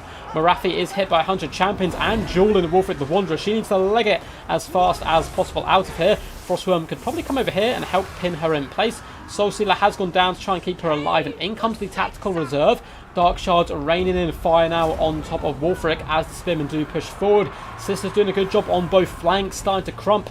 Sisters of Slaughter on the left-hand side, occupying 2 units and winning the engagement. Dark Riders have been used really well by the Dark Elves so far, and are going to be hammering into the back of the Berserkers. Dark Riders continue, or Dark Shards I should say, continue to apply a ton of pressure. Big, fat, juicy breath attack comes down though, annihilating Dark Shards. Frostworm winking at chat as he tries to prove he is a powerhouse to be reckoned with. And he's hopping down on top of these Dark Shards. Now, Marathi, despite the fact she got hit by 100 champions with a Soul Sealer, has just been able to duel Wolfric for absolute age. Just her Enchanting Beauty keeping her going. She's some really cool attack animations as well, and she's managed to actually break off the Skin Wolves. And the problem with the two-pronged attack is these Dark Shards basically got in, just the Norsemen weren't there able to deal with them. They've got in, applied a load of pressure to Wolfric. Skinwolves have gone to the back line, but unfortunately for them, Witch Elves have managed to make them go out of control. Dark Shards may want to turn here and do a little bit of crossfire, save their Dark Shard brethren. Witch Elves continue to push into the back line. Looks like we're going to get a juicy fat Soul Sealer coming down on Wolfric the Wanderer, as well as the Frostworm. Oh, that's that tasty stuff there. Marauders are breaking before the might of the Sisters of Slaughter, who do manage to now rampage the Frostworm, which is a disaster because it still has some breath attacks left, which can do some really nice work. We're now being surrounded by so many scary naked ladies. Only 70 armor isn't going to quite cut it, especially when Marathi is here as well. Marauder Horsemen diving into combat on top of the Sisters of Slaughter to try and save Wolfric, who is coming into the main fight. It looks like we have another scrappy game on our hands. Dark Shards continue to apply pressure. Famir Belfiend is currently surrounded as well. Skin Wolves do an okay job up against Sisters of Slaughter, but Dread Spears are here, and if they rampage, it's not going to be a good day for them. Wolfric down to just 1.5k health left, and Marathi, even with Infeeble Foe popped, is still a machine. She's coming in, darting in, trying to poke the Frostworm up the rear end with her mighty halberd. It looks like she does just that. Frostworm's leadership is starting to break.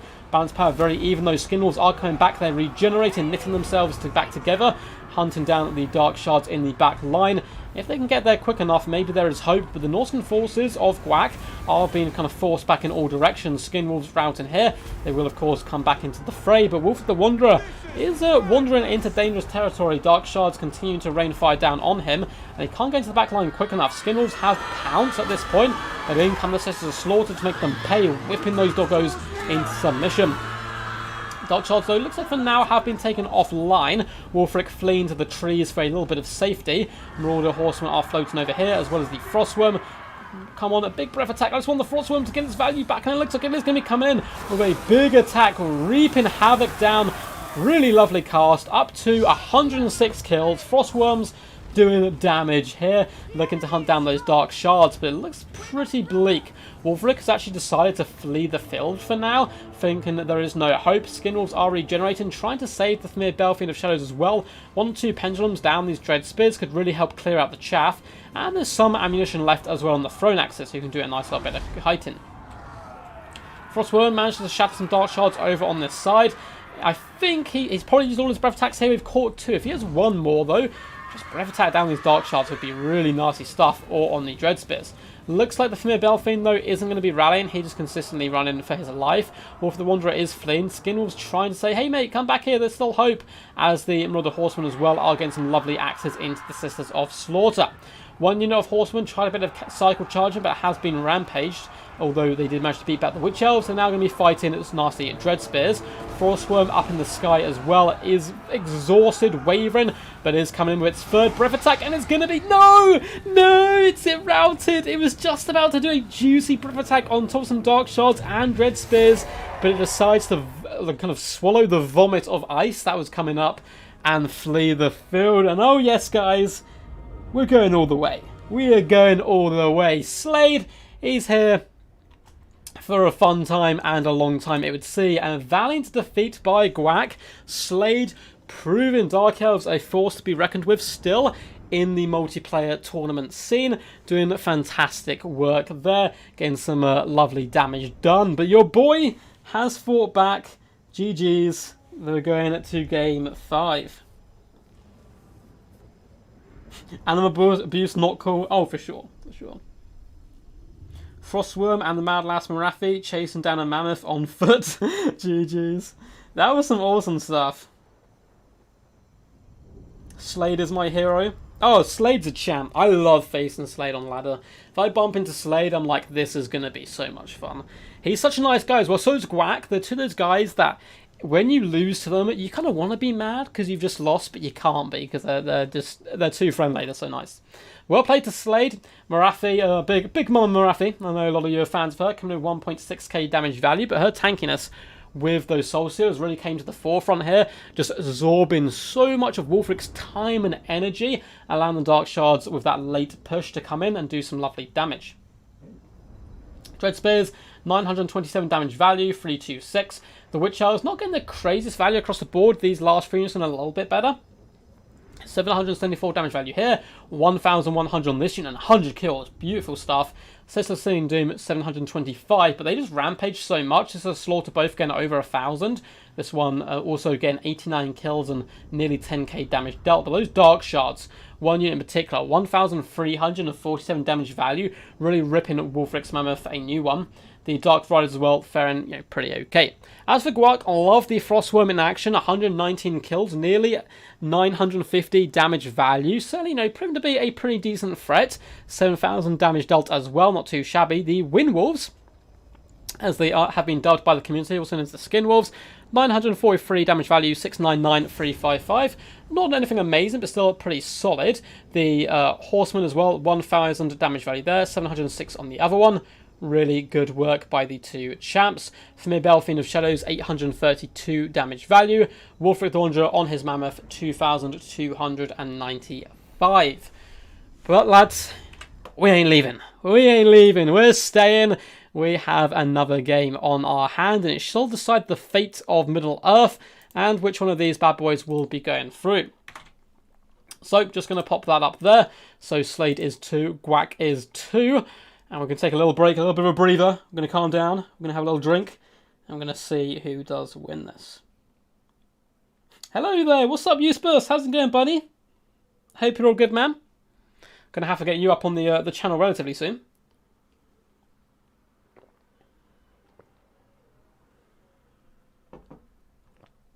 Ah, that's some good water right there.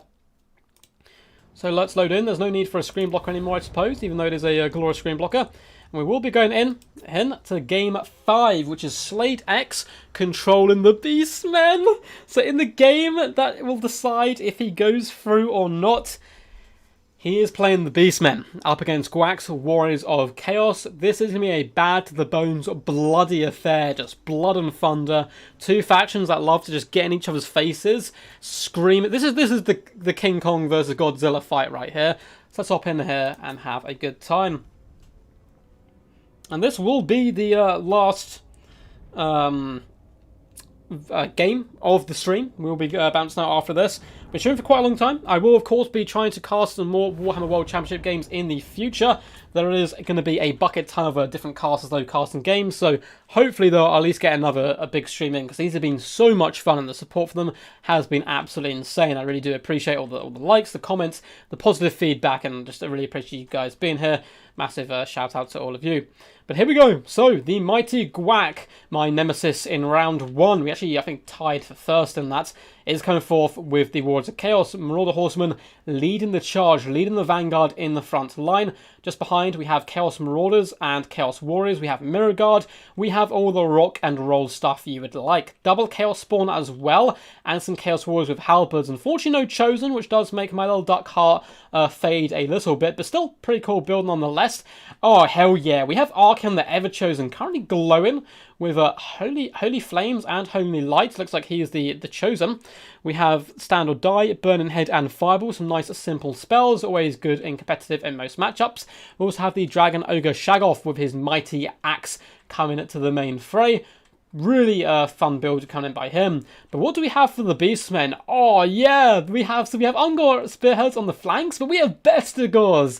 I mean, on paper they're going to do good in this matchup, right? They're armor piercing. They're the best of all the Gors coming in, going to be cleaving the enemy asunder. Of course, we have Morgan the Shadowgate. A lot of people still really like him, and he's very hard to snipe, which is a big bonus. Coming in with his summons, he can be a big pain in the butt. We have a Brave Shaman of Death with Spirit Leech and Fate of Biuna. Looks like Slade a big fan of both those spells. We have Ungor Raiders dotted in the back and a nice little pocket. We have 1, 2, 3, 4 piggies, 4 Razorgore herds, double Minotaurs as well. I don't know the last time I saw Minotaurs. They're really cool though. These guys are the dual axe variant. So I'm just going to double check because I'm so paranoid. Yet we don't have a screen blocker up. And we are good to go. So this is your last chance, guys, to chant XMT or ITO in the chat as the final showdown does come in. So to battle. Petersborough is like, hell yes, Bestigors. He's so happy. So happy getting to see some Beastmen in action.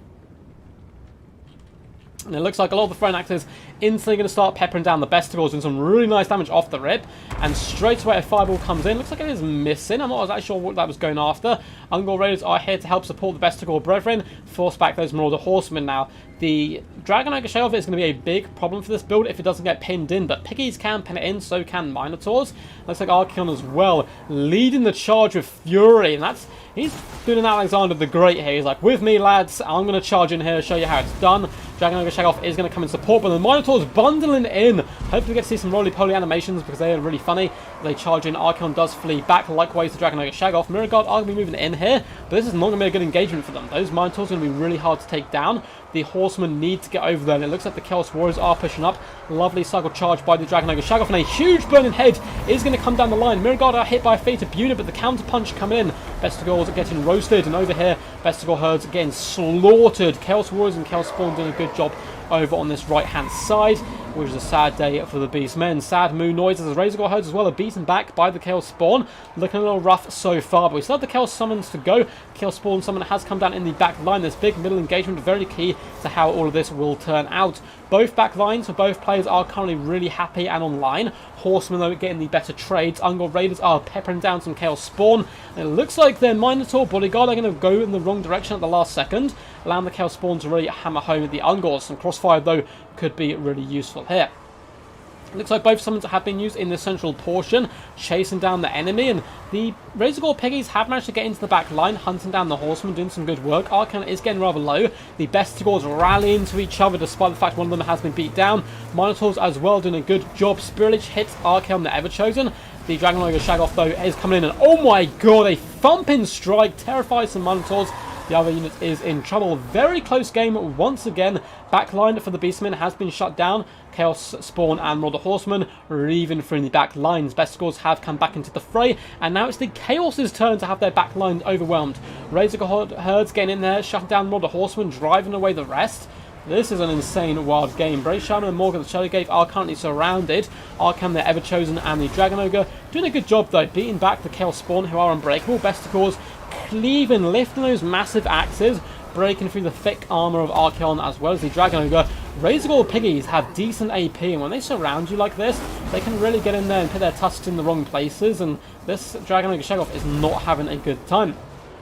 Chaos Spawn, though, starting to dissipate at the moment. Balance power hugely in favour of the Beastmen and Slade X, but the Bestigors, or the Bestigors, the summons are going at this point. Dragon Ogre Shagoth with Stand or Die still continues to break. Backline has been shut down, but perhaps the Chaos have poured too much resources over here. They need the Throne Axes back here, helping support their characters. Chaos Warriors are making a last-ditch stand with the Ever-Chosen. They'll, of course, do massive damage to the Razorgors. They're already up to 16 kills, and the Ever-Chosen needs a big burning head to come in here to try and free himself up. On-Gore Raiders do nice damage onto the Horsemen, who have managed to rally and return to the field. And now we have a lovely little Foreign Arc from Guac, scrapping his way in, charging into broken units as well to try to really force them off the battlefield. Bestigors, though, are pushing through the main battle line. Archaon has enabled himself to escape, though, and the Razael herds are getting rather low on leadership and health, likewise the Bestigors.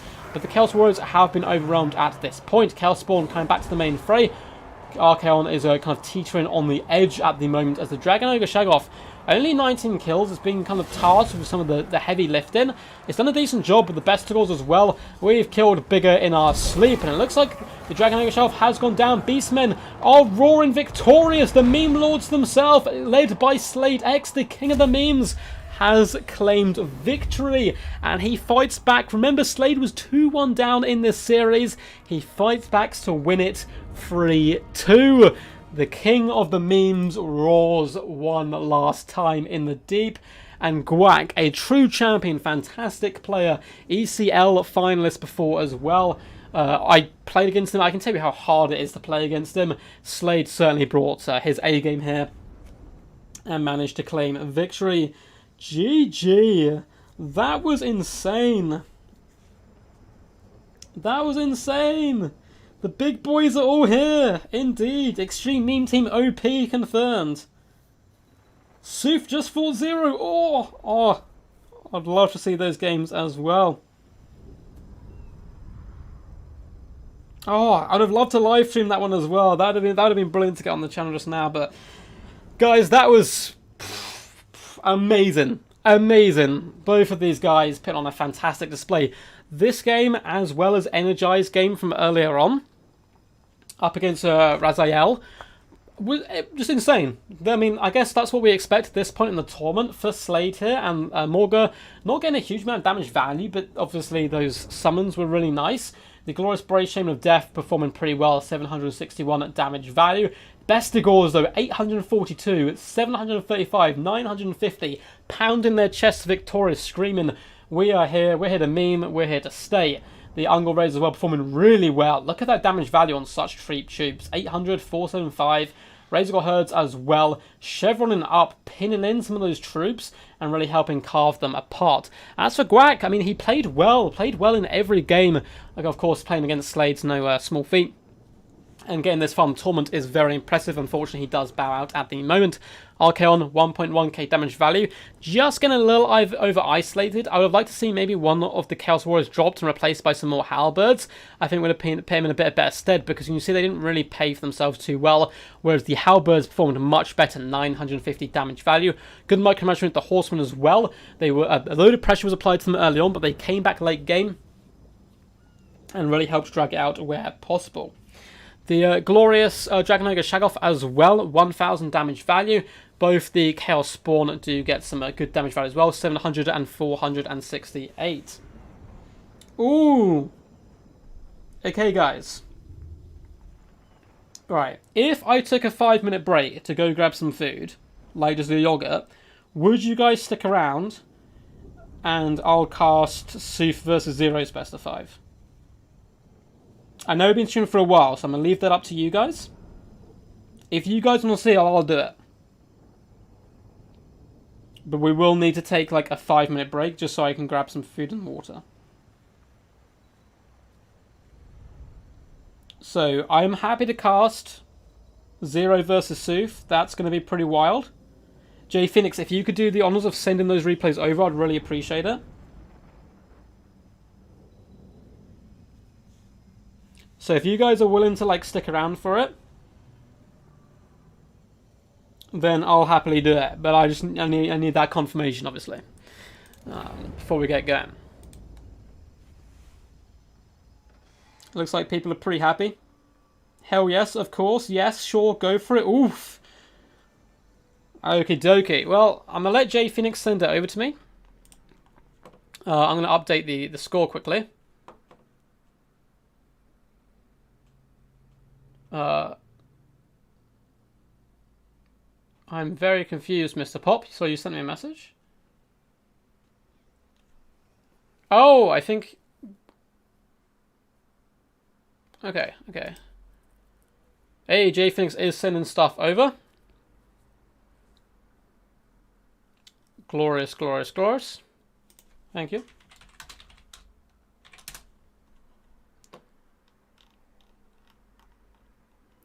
So, quickly let's check the Discord because I've been pinned and stuff.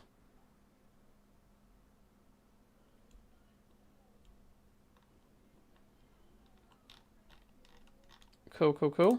So, I'm going to find some music to play for you guys. And then we're going to have freaking Soothsayer. There's going to be some wild stuff. So let's update the scoreboard quickly. Well, I remember the mighty Slade X, of course, representing the Extreme Meme team, coming through. Very well played to Guac, though, however, doing some beautiful work himself. So we're going to pop up this for a little while. There's been an intermission. We'll be back in 5 minutes. Oh, Guac, man. Guac, you played so good. You joined in the end, man. Your matchups were great. Feel free to go back as well and watch the first games if you did miss them. We're going to be live again in just 5 minutes. I'm going to go eat some food very quickly, literally just like a yogurt or two. Grab a drink, we'll be back in 5 minutes, and then we're going to have Zero up against Tlaxlan Soothsayer. Cool, guys. So back in 5. Please, if anyone joins, just let them know what's going on. Let's quickly, in the background, get you some Lizardman music to listen to. And hopefully people will stick around. So let's go Lizardman soundtrack.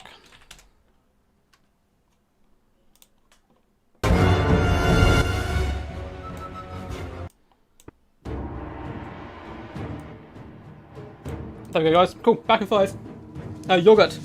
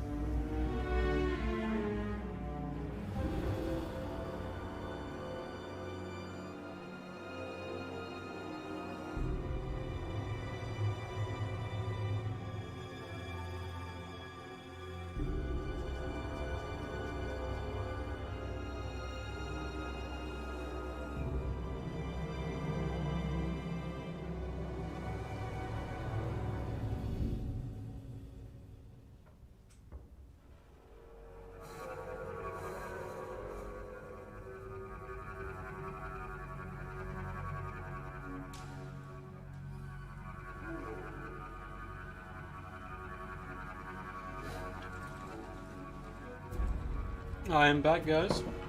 Let me actually get to my chair. Whoa.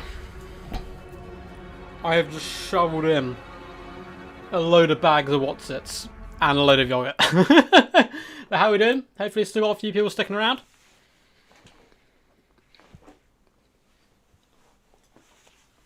What's up, what's up? I see Outer Damos has popped in. Oh, glorious stuff. So I'm just going to reply to a message quickly.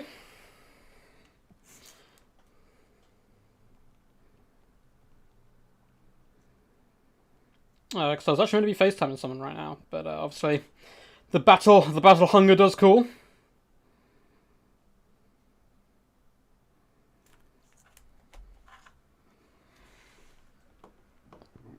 Let us. I'm going to quickly download the videos that were sent to me. Thank you, Jay Phoenix, by the way, who has done a fantastic job organising a lot of this stuff, and I really appreciate him as well, helping out once more, sending me the replay. So shall be Zero versus Soothsayer. I'm going to download those now, change the format so you guys can actually see what's going on the screen and so forth, and we get ready to rumble. Both Zero and Soof, some of the best players. Cool.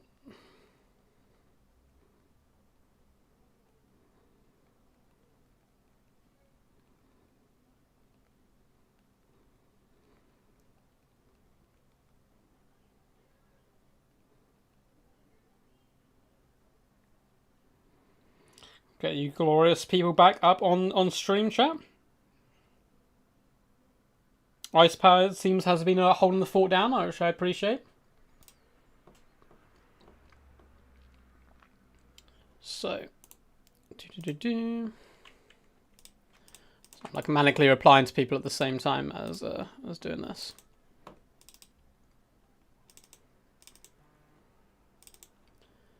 Let's open up that. And kaboom! Cool. The replays are in the game. Let's take away this. Add this one. And I'll change the names around for you guys as well. So let's put... well, I'll just change the scores first. So we come down to 0. 0. And then we'll correct the names as well. So on the left-hand side, we will have the mighty Soof. We're just going to do Soof for now. Everyone knows it's the Soothsayer. It just makes it a bit easier, a bit more room up there in the little box. On the other side, we have Zero. Both these guys, very scary competitors. So to have met at this round, that's some pretty wild stuff. Let's pop that up. And that's one of the most exciting things at this point is you can get crazy matchups all the way this early on in a tournament, whereas normally it would take all the way to the semi-finals and so forth before these type of players actually come toe-to-toe with each other. So let me back out this so the replays are actually loaded now.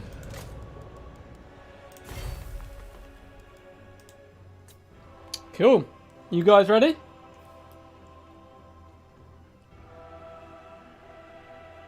Looks like we lost a few people during the break, of course, but I'm sure they'll be back.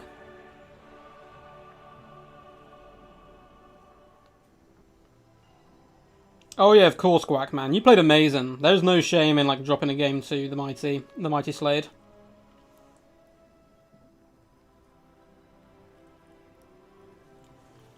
But I think everyone is back, raring to go.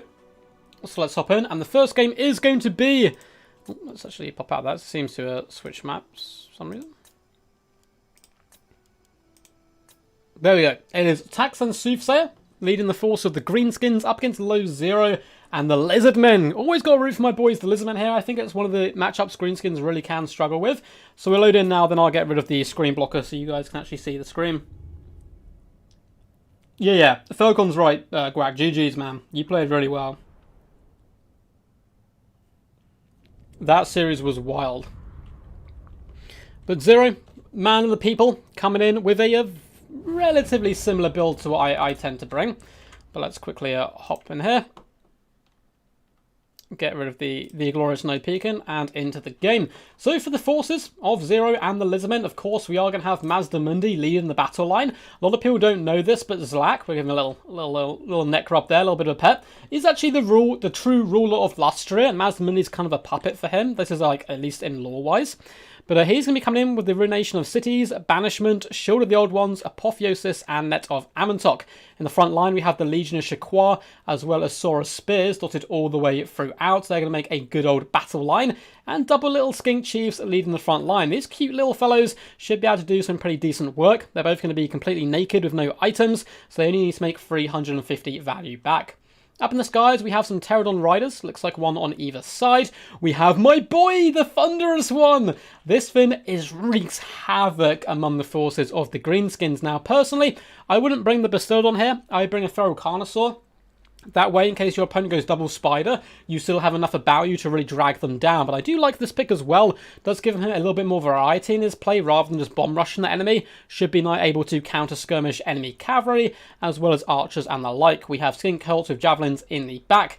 Really fun build, pretty straightforward. Just going to be an elite, a big old scaly fist trying to punch the Greenskins in the face. Now, as for Soothsayer, one of the most decorated players of all time, it is going to be pretty standard stuff. Forest Goblin Spider Rider Archers, as well as Goblin Wolf Riders on this flank. A bucket ton of Goblins dotted all the way through the front line, there to absorb the initial damage, including the 8-peak Loons. Far side, we have Forest Goblin Spider Riders and more Goblin Wolf Rider Archers. Double Chariot, oh hell yeah! This is a unit you don't get to see terribly often. The Goblin Wolf Chariot. Soothsayer is a master of these guys. Very brittle chariots, but can do some really good work. We have Black Orcs dotted all the way along. 3 units, in fact. A Giant, who we shall dub... I'll let you guys dub a name for him, actually. We have Skarsnik on foot leading the formation. An Orc Shaman as well, coming in with Brainbuster, as well as Here We Go. And a sneaky little Goblin Big Boss with Sneaky Stabbing. 2 really fun builds. I'm a little worried for the Lizardmen that they're going to get swarmed and overwhelmed. But there's not too much fire pressure apart from the skirmish cavalry. There's no Orc Arrow Boys, Rusty Arrows and so forth. So a mixture of Lord Mazdamundi and the Thunderous One is going to be a nightmare to deal with as long as they don't sit too long in that nasty skirmish cavalry. Or in the mix of the Black Orcs being shot by the skirmish cav. Apotheosis goes down the Pterodons, just keeping them nice and healthy. Skink Chiefs take a rather rude attack from the Goblin Chariots, but luckily the Thunderous One is there, and he's got some nice little blow darts on top of that bad boy, so he can certainly do some good counter skirmishing. Skink Chiefs are being under quite a lot of pressure. A really early Ruination. I'm not a fan of this. I would definitely save it until you've pinned in enemy troops, but it does some okay damage. It doesn't really connect perfectly. You definitely want to be saving that, I think, either combine it with a net, or do it when the front line's engaged and your opponent simply can't dodge it. Skink Chiefs are going to be falling back at this moment. A lovely big blast does come in into the Goblins. Thunderous One is just going to have a whale of a time running over the Loons, who are charging in on top of the Legion of Shaqua. Shield of Shaqua is active, and they'll be able to carve their way through the Greenskins quite nicely, but I'm certainly expecting to see some of those fanatics swinging it down the battle line. Pterodon Riders really struggling to find a home at the moment. They're obviously being brought in to deal with archers. Legion of Shaqua now taking huge damage from those fanatics, which are swirling all the way through. Double Monsters doing a good job running over the Black Orcs and the Night Goblins, and on the left-hand flank, Sora Spears are pushing through, looking to shut down the enemy, but these pesky little Goblin Wolf Rider Chariots coming into the back line, hunting down the Skink Chiefs, doing some really good work onto them. The big giant is now coming into the fray. He can go toe-to-toe with some of the larger creatures the Lizardmen have on display. Soul Engine is desperately trying to escape from some goblins who are currently being harassed by the Pterodons. Might be worthwhile dropping their rocks down on the heads of the Black Orcs to really try and beat them down, because they're starting to chew through the Saurus Warriors rather aggressively. Lord Mazdamundi is vibing at the moment, having a good time in the back lines. The Thunderous One has been healed by an Apotheosis, needs to escape Skarsnik. There's no point fighting Skarsnik unless you're 2v1ing him with Lord Mazdamundi, where you can burst him down. But Here We Go has been popped, and the war. Skarsnik is now 112 melee attack, coming on top of the Thunderous One, doing some massive burst damage, as well as that Giant coming in here. The Giant going to town. I love the combination of Here We Go and some of the larger threats. Thunderous One is in big trouble. Bounce power with the death of this beastie is now starting to go in the favour of the Greenskin forces. Goblin Wolf Chariots are once again kind of reaving through the back lines, doing some nice work. Sora Spears holding back the enemy. Big Banishment has gone down as well. Looks like it does miss for the most part though. Spider Riders and Wolf Rider Archers still both pretty happy and online. One thing certainly going in Zero's favour though is Lord Mazdamundi is still pretty much full health, although there are 2 Black Orcs here to try and deal with him, and that Giant is still pretty scary. Pterodons do fall back, trying desperately to catch the Thunderous One. He is getting healed by Apotheosis. And they're going to put their bodies on the line to try and hold back the Forest Goblin Spider Rider archers, stop them from pursuing the Thunderous One, and keep it nice and alive. And it does continue to flee, but the Forest Goblin Spider Riders, as expected, fantastic micro by Soothsayer, is going to just be spam clicking. I can hear the clicks from here. These guys are going to be moving through onto the Thunderous One, ensuring it gets forced off the field. And Mazdamundi kind of stands alone. We do have Gary the Bastillodon doing his best. It looks like he is terrifying away a lot of goblins. Big Ruination once again going to come down. But unfortunately, that last shot, not too bad. The other two, of course, it is random, so it's not his fault for it. But the other two do kind of completely miss. These Black Orcs remain pretty much untouched. Legion Shaquar, even with Apotheosis, are currently terrified and going down. And that is one scary giant. Lord Mazdamundi is going to have to bounce all around the battlefield, trying to cycle charge the enemy to death. Looks like he does manage to impale a couple of Black Orcs on those mighty tusks, and Zlak roaring commands and battle cries to Mazdamundi on top of him, saying which way to go to try and fight the enemy back. Black Orcs are currently running, but in comes the giant. Get back here is popped, likewise the shield of the old ones. Mazdamundi takes a big shot to the rear. He's trying to fall back here, and I understand why. You don't really want to duel Skarsnik, this big boss, and a giant at the same time. But likewise, I don't think there's much left the Lizardmen can do to really drag themselves back into this. If we have a little look across the battlefield, Pterodons are trying still to save the Thunderous One, I assume. Looks like they actually managed to pull it off, no way. Thunderous One has come back, and he's actually breaking a ton of these skirmish troops who are really low on ammunition. Maybe, if Mazdamundi can survive, stay out of the danger zone, heal up the Thunderous One, and the 2v1 Skarsnik, and then, 2v1 the Giant and so forth, there is still hope for the Lizardmen forces. It is possible. It's certainly an uphill challenge, but Zero not out of it yet, and he's one of those players who will scrap to the bitter end. Black Orcs, though, are going to be munching their way through Sora Spears. They're going to be having a pretty easy time of it for the most part. And, yeah, looks like Orc Shaman does get hit by Nev Amontok. Lord Mazdamundi comes clattering in, flinging him across. That net is not as powerful as Zlak, of course. And the Orc Shaman instantly starts wavering, don't blame him whatsoever. And the big giant is now getting sniped down by the Bastillodon, who's found himself in a nice position. Soothsayer's actually got a bit of a problem on his hands. He's kind of formed a wrecking ball, which normally works quite well, but he's actually being kited back now by little Skink Chiefs, Mazdamundi, and the Bastillodon, which is pretty hilarious stuff. In the distance, the Thunderous One has indeed returned to the fray. Pterodon Riders can now be used to hunt down routing troops, which is what I think they should be used for, as I get them some really good value. Poor little Skink Chief is going to get absolutely punted by some wolves, flopped onto the ground, and into the dirt, unfortunately for him. The big giant, I'm not sure what you guys have dubbed him yet, I'll have to have a little look in chat, is consistently getting focused down by the Bastillodon, who will be blinding him as well. A lot of the Lizardmen infantry is gone for at this moment. We still have 44 Black Orcs over here, and another 47 that's there, but the Lizardmen infantry is basically non-existent. Legion Shaquar have come back, but probably not for too long, to be honest. Pterodon Riders at this point are going to be forcing off the Orc Shaman, who is routing. Bastillodon finding himself a nice little bit of space to once again start pouring fire in. Unfortunately, Mazdamundi has been hit by fermented fungi. The Thunderous One probably just has to commit to this fight. Somehow, how did that work? Oh, he gets cold-blooded popped on him by the Skink Chief, taking him out of his frenzied state, meaning he can prop Shield of the Old Ones and escape whilst they need stabbing is currently popped. Beautiful clutch play there by the Lizardmen. Thunderous One continue to use his ammunition up and pepper down those Black Orcs as well as Giants. This is such a scrappy game. Go Soof, go Zero. Man, I can't agree anymore, Falcon. This is insane. These guys somehow continue to scrap. I thought the Lizardmen were out of it, but as long as Zlak and the Thunderous One are on the field together, you always have a chance. You always do. Particularly with this nasty Bastillodon solar engine, just lacing shots down line at this giant, trying to finish him off. Skarsnik is so healthy though, and this is just a really slow mobile blob here. Forest Goblin Spider Rider archers are once again going to be trying to pierce the thick hide of the Thunderous One. 130 armor is no joke, but it is very isolated here. Mazdamundi's kind of not nearby to support, because he's trying to mop up the rest of the troops whilst the Thunderous One does kite backwards. Lord Mazdamundi helping deal with the Black Hawk. Skink Chief is struggling. In comes some cohorts, as well as Gary here. In the distance, Skink Chief is just going to be finishing off some Black Orcs, which is good micro by him, good play. Might as well just get rid of these scraps while you can.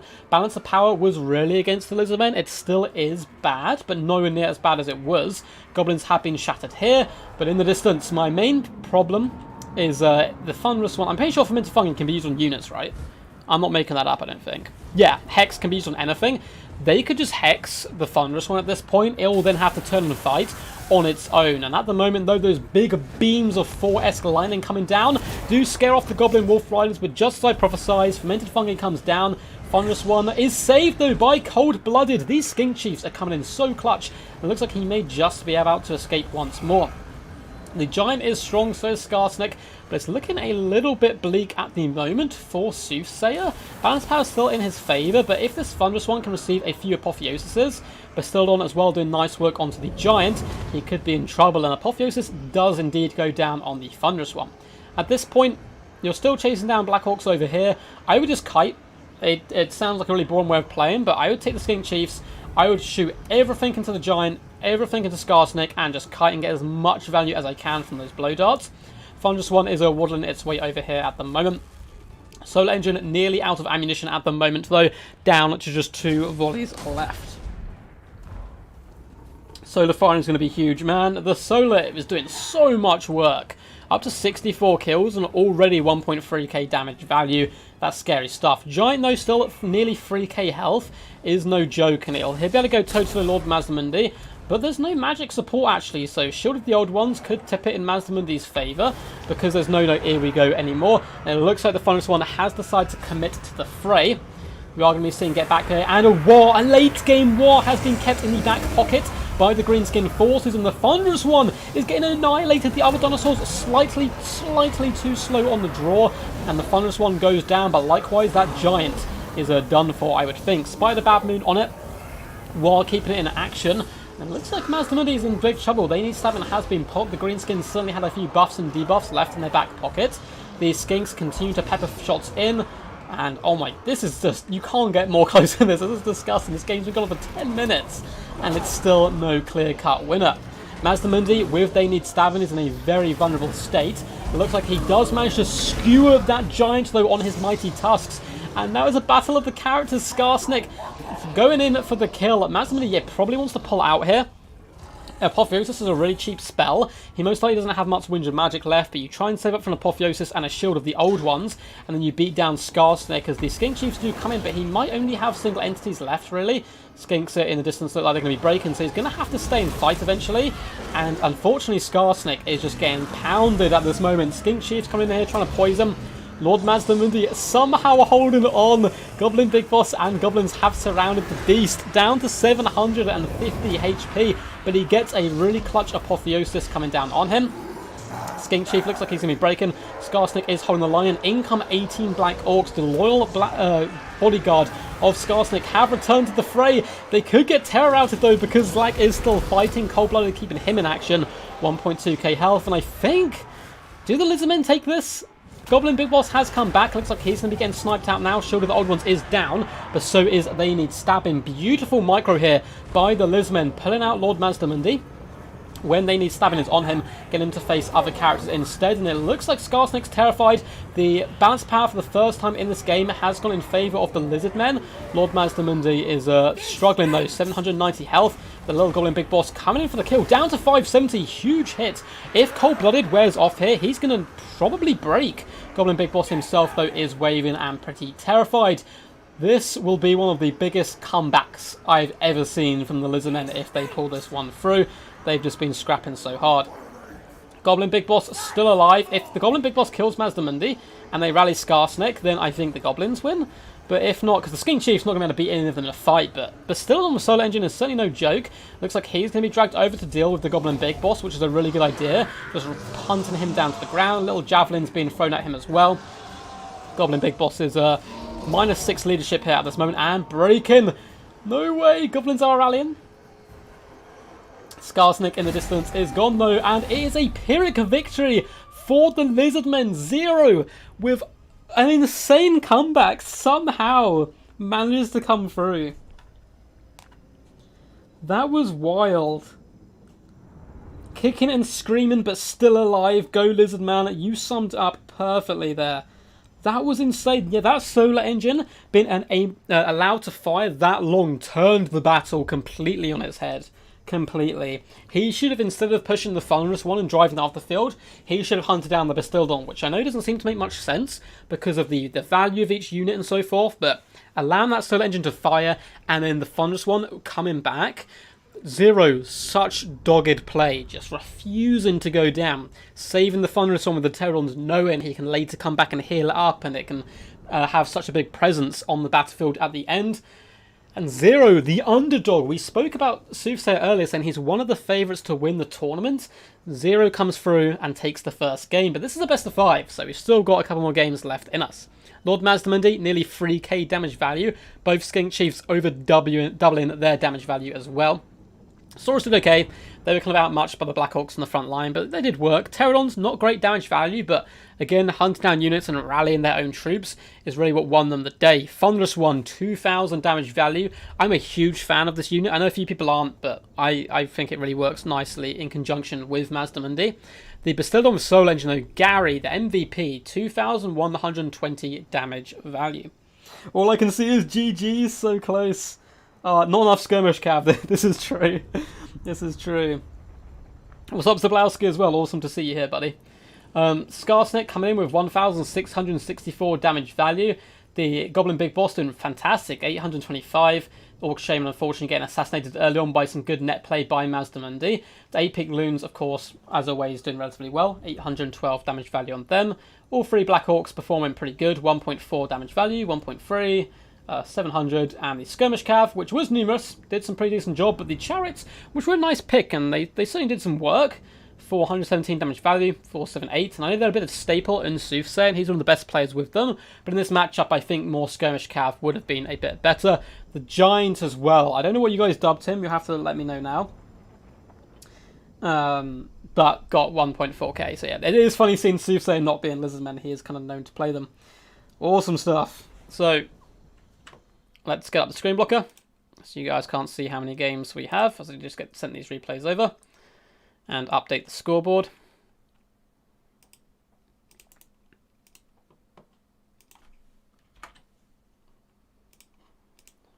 Cool. My phone's running quite low on battery, but hopefully we'll have enough time before it dies so I can still speak to you guys. Have a little summer drink. What's up, Viking? How's it going, buddy? You've missed some insane games. Every series today has been absolutely wild. So let's hop in here and load in to replay number 2. Which it looks like Soothsayer is going to be leading the Dark Elves. Ice Power must be a very happy man right now. Up against Zero's Warriors of Chaos. I believe we saw this matchup earlier. I may be mistaken. We will load in now and get rid of that glorious screen blocker. Thank you, it is a pretty cool screen blocker. And what's up, Gojira? How are you doing, man? Okay, just quickly pause that. Move my water out of the way and get the screen blocker gone. So we're here for game 2. Of course, this is a best of 5. Let's get rid of that. The no peeking banner. And it is going to be the Chaos of Zero up against the Dark Elves of Talaxlan Soothsayer. So it's a little bit of a slow-mo. The Marauder Horsemen are going to be in the front line. It looks like for the most part Zero is going to be taking a defensive approach on the high ground here. Chaos Marauders forming an outer ring, a shield wall, a Viking shield wall, to try and defend the line. We have Chaos Warriors as well in the central pocket, a little bit harder hitting. Horsemen as well back here and protected. Great weapons in the back line. The Soul of Damnation, so the Regiment of Renowned Hell Cannon, and it's lurking just under this brow, and because it fires like a mortar, it can fire shots up and over whilst not taking return fire. Double Chaos Ferromanticles up in the skies, and the Ever Duck is leading the forces here. The Mighty Duck itself, Saphrael, the Everwatcher, coming in with Final Transmutation and Plague of Rust. Really cool stuff. For the Dark Elf forces, we do have triple Squadron Chariot, as is tradition. Very annoying skirmish unit all round. Double Dark Riders with repeater crossbows. Up in the skies, we have Marathi, coming in as expected with the wand, her usual buffs and debuffs, and Soul Stealer. We have a load of Dark Riders, 2 Dark Riders, Cold War Knights, Dread Spears, Dark Riders, Slashes Harvesters, and double Ferromanticore himself. So, without further ado, let's get this battle underway. We've been streaming for quite a long time, so I'm not going to be doing too much breakdown. Yeah, that's why the screen blocker's up, so you guys don't see how many replays there are left. I did take down the screen blocker, right? I'm praying. I'm praying. So, the Marauder Horsemen are currently getting peppered quite badly here by the Squadron of Chariots, doing some pretty good work. Marathi up in the sky, so takes a load of javelins to the face and a Hell Cannon shot. really whacks her on the back there, not having a good day. Such as Harvesters and Dark Rise do push up to try and push back the enemy. Dark Elves are going to have to get so aggressive, and they mainly brought a skirmish heavy build. It's basically all cavalry. We have like the one Dread Spear in the back, so the defensive approach from the Dark Elves or from the Chaos is going to be really scary. Chaos Marauders get absolutely slapped in the front line. Dark Rise and Snatchers Harvesters doing some good work. Repair Crossbows though are now starting to focus down some of the Horsemen. You did indeed. Perfect, thank you. Marathi up in the skies, taking a few axes to the face. She is going to come down as well. Oh my god, is she going to get sniped out straight away? This is a disaster for Soothsayer. Final Transmutation has gone down. Manticores are on hot pursuit. She gets a Soul Seal off, so she is going to be healed up. Scourge Runner Chariots and Dark Riders need to come back and force off the Manticore. Looks like they have done that, so lovely save by Soof. That could have been really bad. That could have been really, really bad. Manticores do take this opportunity, though, to dive in. Hunting down the Horsemen. Looks like they're going to terrify both of them there. Doing some real nice damage straight out the gate, forcing them back and protecting the mighty Marathi, who has now come back. So, on a -4 leadership, she's wavering, but it looks like she is ready to rumble once more. And with a Soul Sealer, should be as good as new. Dark Rise can continuing to pour in fire, aiming for the Chaos Feral Manticores. Their own Manticore's not doing too bad, and we do get a big fat Soul Sealer coming down. Going to heal her up quite nicely. The Doomfire Warlocks, unfortunately, have been terrified and forced off here, and there's just simply nothing shutting down the soul. Only 4 kills, but it seems to be mainly focusing down the characters and doing some really good work. And the secondary line of Chaos hasn't even had to commit to the main fight yet. This is a very odd game with a kind of skirmish approach coming in by Soof. COD 1 Knights are now the focus attention of the artillery. Dread Spears are just vibing in the back. And Marathi looking pretty beat up at the moment, not having a good day whatsoever. In the main battle line, the Feral Manticores are dueling against each other. This is the cinematic fight we always wanted. And there's a slight difference in the Manticores, I think, like model-wise. But in comes the Gigantic Duck to really start throwing the enemy around. And it looks like he may be hitting, or being hit here, by a nasty... oh god, I'll just get the name of this. There we go. There we go, Soul Stealer. Get hit by a nasty Soul Stealer, doing some pretty nice damage to him. But the Dark Elf Manticores have stopped. And it looks like Soof's going to bow out pretty early on here. I think he certainly had the potential to kind of scrap his way back in, but things were looking really bleak there. Marathi was pretty much done. Looks like she's broken once again. He had nothing to get into the back line, and the Hell Cannon continued to fire. So a bit of a damp end there to that showdown, but we have more games to come regardless, and fantastic display by both players. Soof really got counterpicked quite bad there. His build was just simply not good enough up against what Zero had brought with that defensive approach, and the main man, one of the favourites. Honestly, I'd put him in the top 3 favourites of the tournament. Is on the ropes, guys. He's not... Oh, hell yes, Dark Carson WWC. Yes, Contender, you've missed some amazing games, man. This is actually... we weren't going to do this. We went to stop after 2 best of 5s, and I got told this had happened, and they sent me the replays. So we are back, and Zero taking a 2-0 dominant lead in this best of 5. He needs to win 1 game, whereas Soof needs to win 3 back-to-back. But if anyone can do it, it'll be the champ, Mr. Soothsayer. So around for the Dark Elves, Marathi, unfortunately, didn't fare too well. Just overextending early on and really taking a ton of damage. Hell Cannon tracking her down quite badly. And the Scourge Runner Chariots performed okay. I mean, the damage value stats aren't going to be very representative here, or very good at representing what happened, because the battle was kind of finished so quickly. But basically, the Solar Damnations just... being absolutely unsniperable made a ton of problems for the Dark Elves, and with the Everwatcher floating around, it was certainly going to be tough. Oh yeah. I mean, losing to Zero, like, if Soof loses a game to Zero, it's certainly not, like, unexpected. Zero is an amazing player as well. Yeah, losing Marathi was a little bit too much. Oh, yeah, Soof's still amazing. Soof is still amazing. Yes, so let's get back up our Glorious Shot Blocker. The no peeking.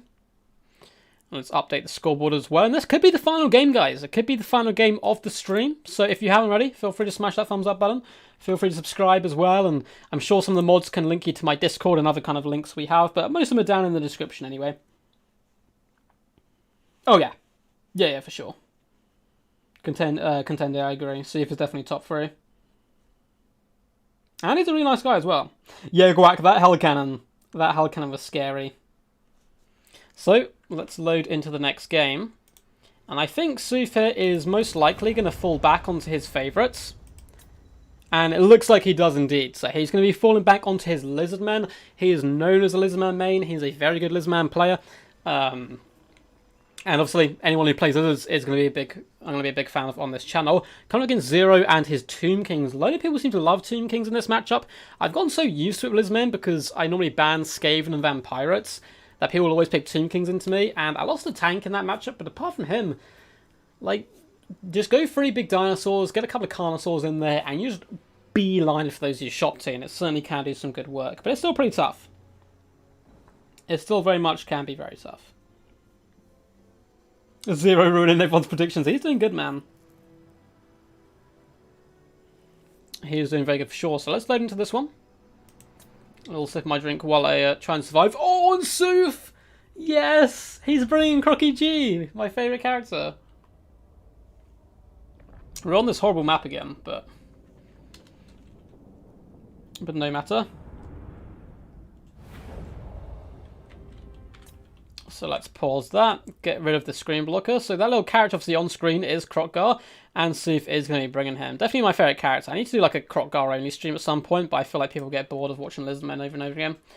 So, Zero on fire, having the game of his life up against Soof, just punches left, right and centre, not given any ground, is coming in here trying to claim this round for himself with his Tomb King forces. Skeleton Spearmen dotted through the front line with some Skeleton Warriors all the way along. Of course, we do have the Shopti Great Bows. It looks like only 2 though, not going too hardcore with the triple, and I actually prefer this because it's allowed him to invest more in the sneaky snakes, the Stalkers.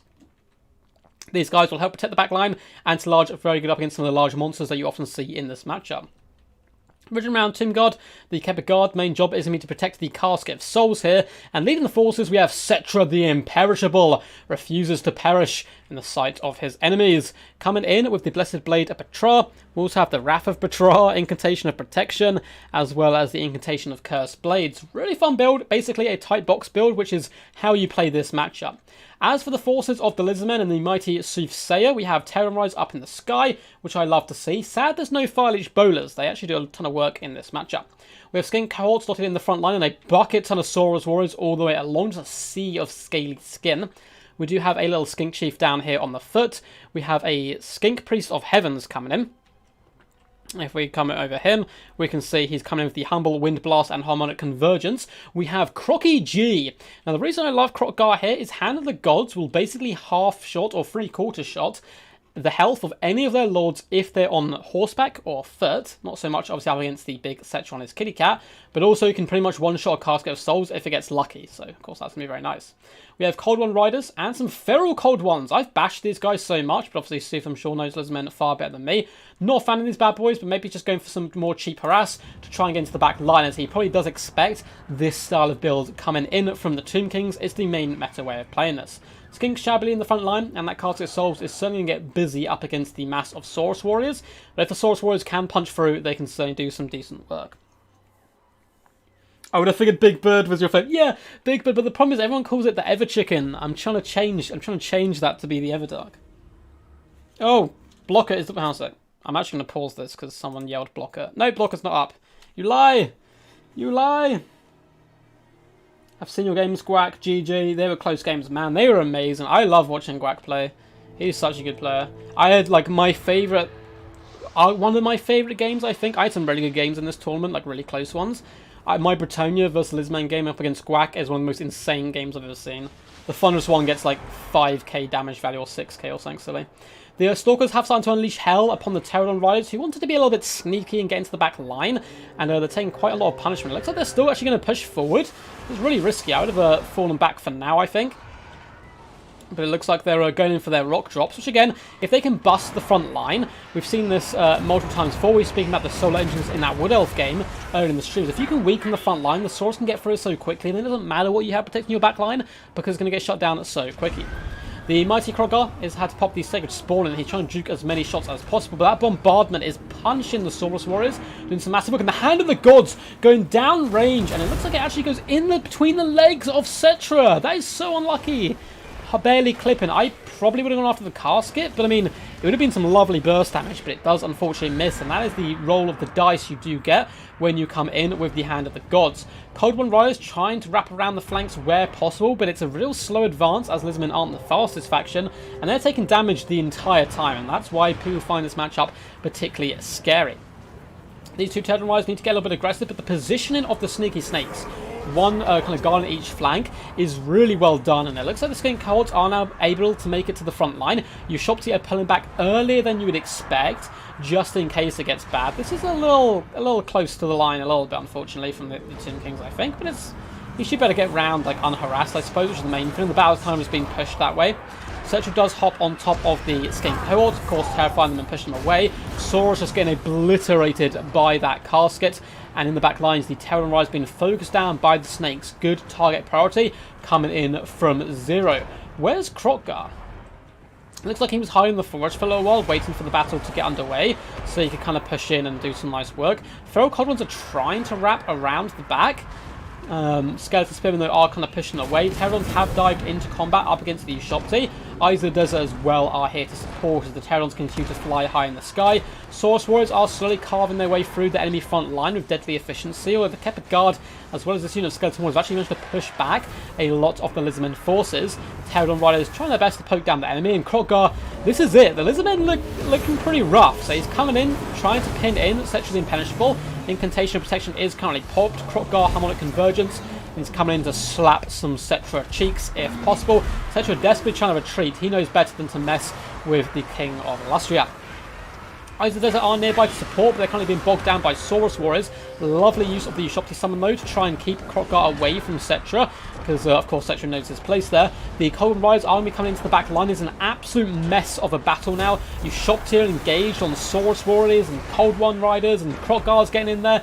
Absolute madness, but it looks like the Tomb Kings might be pulling ahead. A few of these units need to come back. We've got Saurus and Skinks who need to drive the way through it. Pretty much full health unit of Saurus Warriors also need to get engaged. Krotgar is continuing to hound down Cetra where possible, but the Curse Blades are active. Sneaky Snakes are here for support, and a lot of the Lizardmen forces are starting to break. And it looks like with that, Soof, unfortunately, looks like he was pretty tilted today. He does, unfortunately, drop that game as well. So Zero, the underdog, comes in and takes the series 3-0. Taken out fan favourite, and rightly so, one of the greatest players of all time, Mr. Tlaxlan, the Soothsayer. I'm just going to let that hang in the air a little bit. That was wild. That was wild. He didn't get blocked by those shots in the end, no. Krotgar continued. He was pushing to the middle. Very, very well played to low Zero. Fantastic set of games. Played out of his skin. Always good to have him on the channel as well. And, I mean, you can't take many bigger scalps than that. Soothsayer, obviously, not the best day for him. Still played some really well-fought games, particularly that game 1. That is arguably my favourite game on stream, with Zero doing the comeback with the Lizardmen up against the Greenskins. That was some amazing stuff. Crocky G, nearly 1,000 damage value, despite the fact he got Focus Fire down quite hard. Skink Praise the Heavens did some okay work as well. The Saurus did chew their way through, but slightly too late. He got really aggressive, needed to shut down the Ushopti and the casket, and couldn't push in time.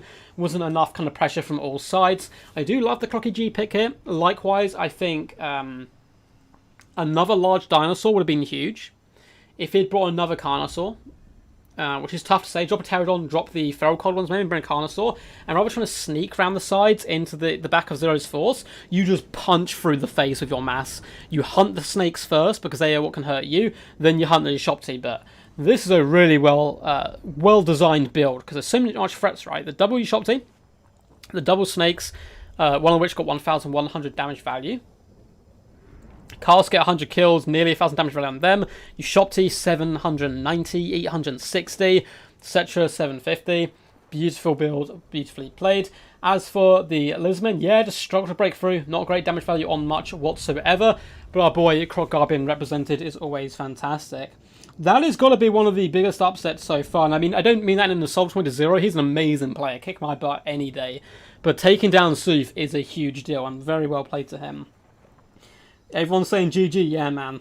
That was well played. I think Zero's here in chat. What's up, man? You played so good. So good. I hope you guys enjoyed. That was some of the funnest stuff we've done here on the channel. Some really awesome streams. I'm going to disappear in just a minute. I'll take a few questions. I've got a lovely FaceTime to get to, and I need to devour some food. I'm starving right now, so I might eat something while I charge my phone quick. But yeah, surprised by the result. That was so well played by both players. That was some really awesome stuff. So before I go, hope you guys enjoy. If you did, of course, feel free to give the video a big old thumbs up. Subscribe for more content as well. I drop this stuff all the time. I'm going to be speaking hopefully soon to some of the guys running the tournament, as I'd love to do more streams of this. If there's more slots available still, because I know there's a load of YouTubers, of course, who will be covering this. And I would love to cast any kind of midweek stuff, because obviously a lot of the games will be on weekends. But for players who can't play weekends, I think it's quite nice to have another stream going for them as well. I'm going to very quickly see if Darv or Tyranno, anyone's streaming, and I can send you over their way. So let's type in Total War Warhammer. I don't think anyone is, unfortunately. Samurai Warrior streaming? I think he may be. That is an Italian, though. So Exploding Hamster's streaming. He is German, though, so it might be a little hard to understand what he's... if you don't speak German, it's obviously going to be quite hard. I think Italian Spartacus streaming, but he's not streaming Warhammer. Sorry guys, I don't think there's anyone streaming who I can send you to unless I've missed them. So, live. The crazy thing, guys, we're like the second biggest. Oh no, like that's not quite. We're like in the top 5 streaming Warhammer right now, which is really funny. The mighty Legend is streaming, of course, with like 2K or something. But apart from that, pretty good. So unfortunately, it doesn't seem like there's anyone streaming right now to send you over to. But I hope you guys had fun. That was really awesome stuff. I'm an extreme meme team. Hell yes. Sister Clan, man. DBD, XMT, putting on some awesome display. Hope you guys enjoyed. This was some really, really fun stuff. And some awesome games. I can't thank the players enough. They all put on ridiculously good performances. Massive shout out as well to Jay Phoenix for helping to organise this and getting me the live game early on and sending me replays and so forth. And all the guys who are doing a great job with the Warhammer World Championships. Stay tuned, of course, in the future for more content about this tournament by me. I'm going to try and pour as much of it out of it as possible. And as always, guys, down below, there's links to Discord, Patreon, all that kind of stuff where you can support. Massive shout out as well. Someone sent me I've completely forgotten your name. I really apologise. Someone did send me a PayPal donation through this. So big heart to you, man. And until next time, guys, peace, peace. And as always, stay awesome.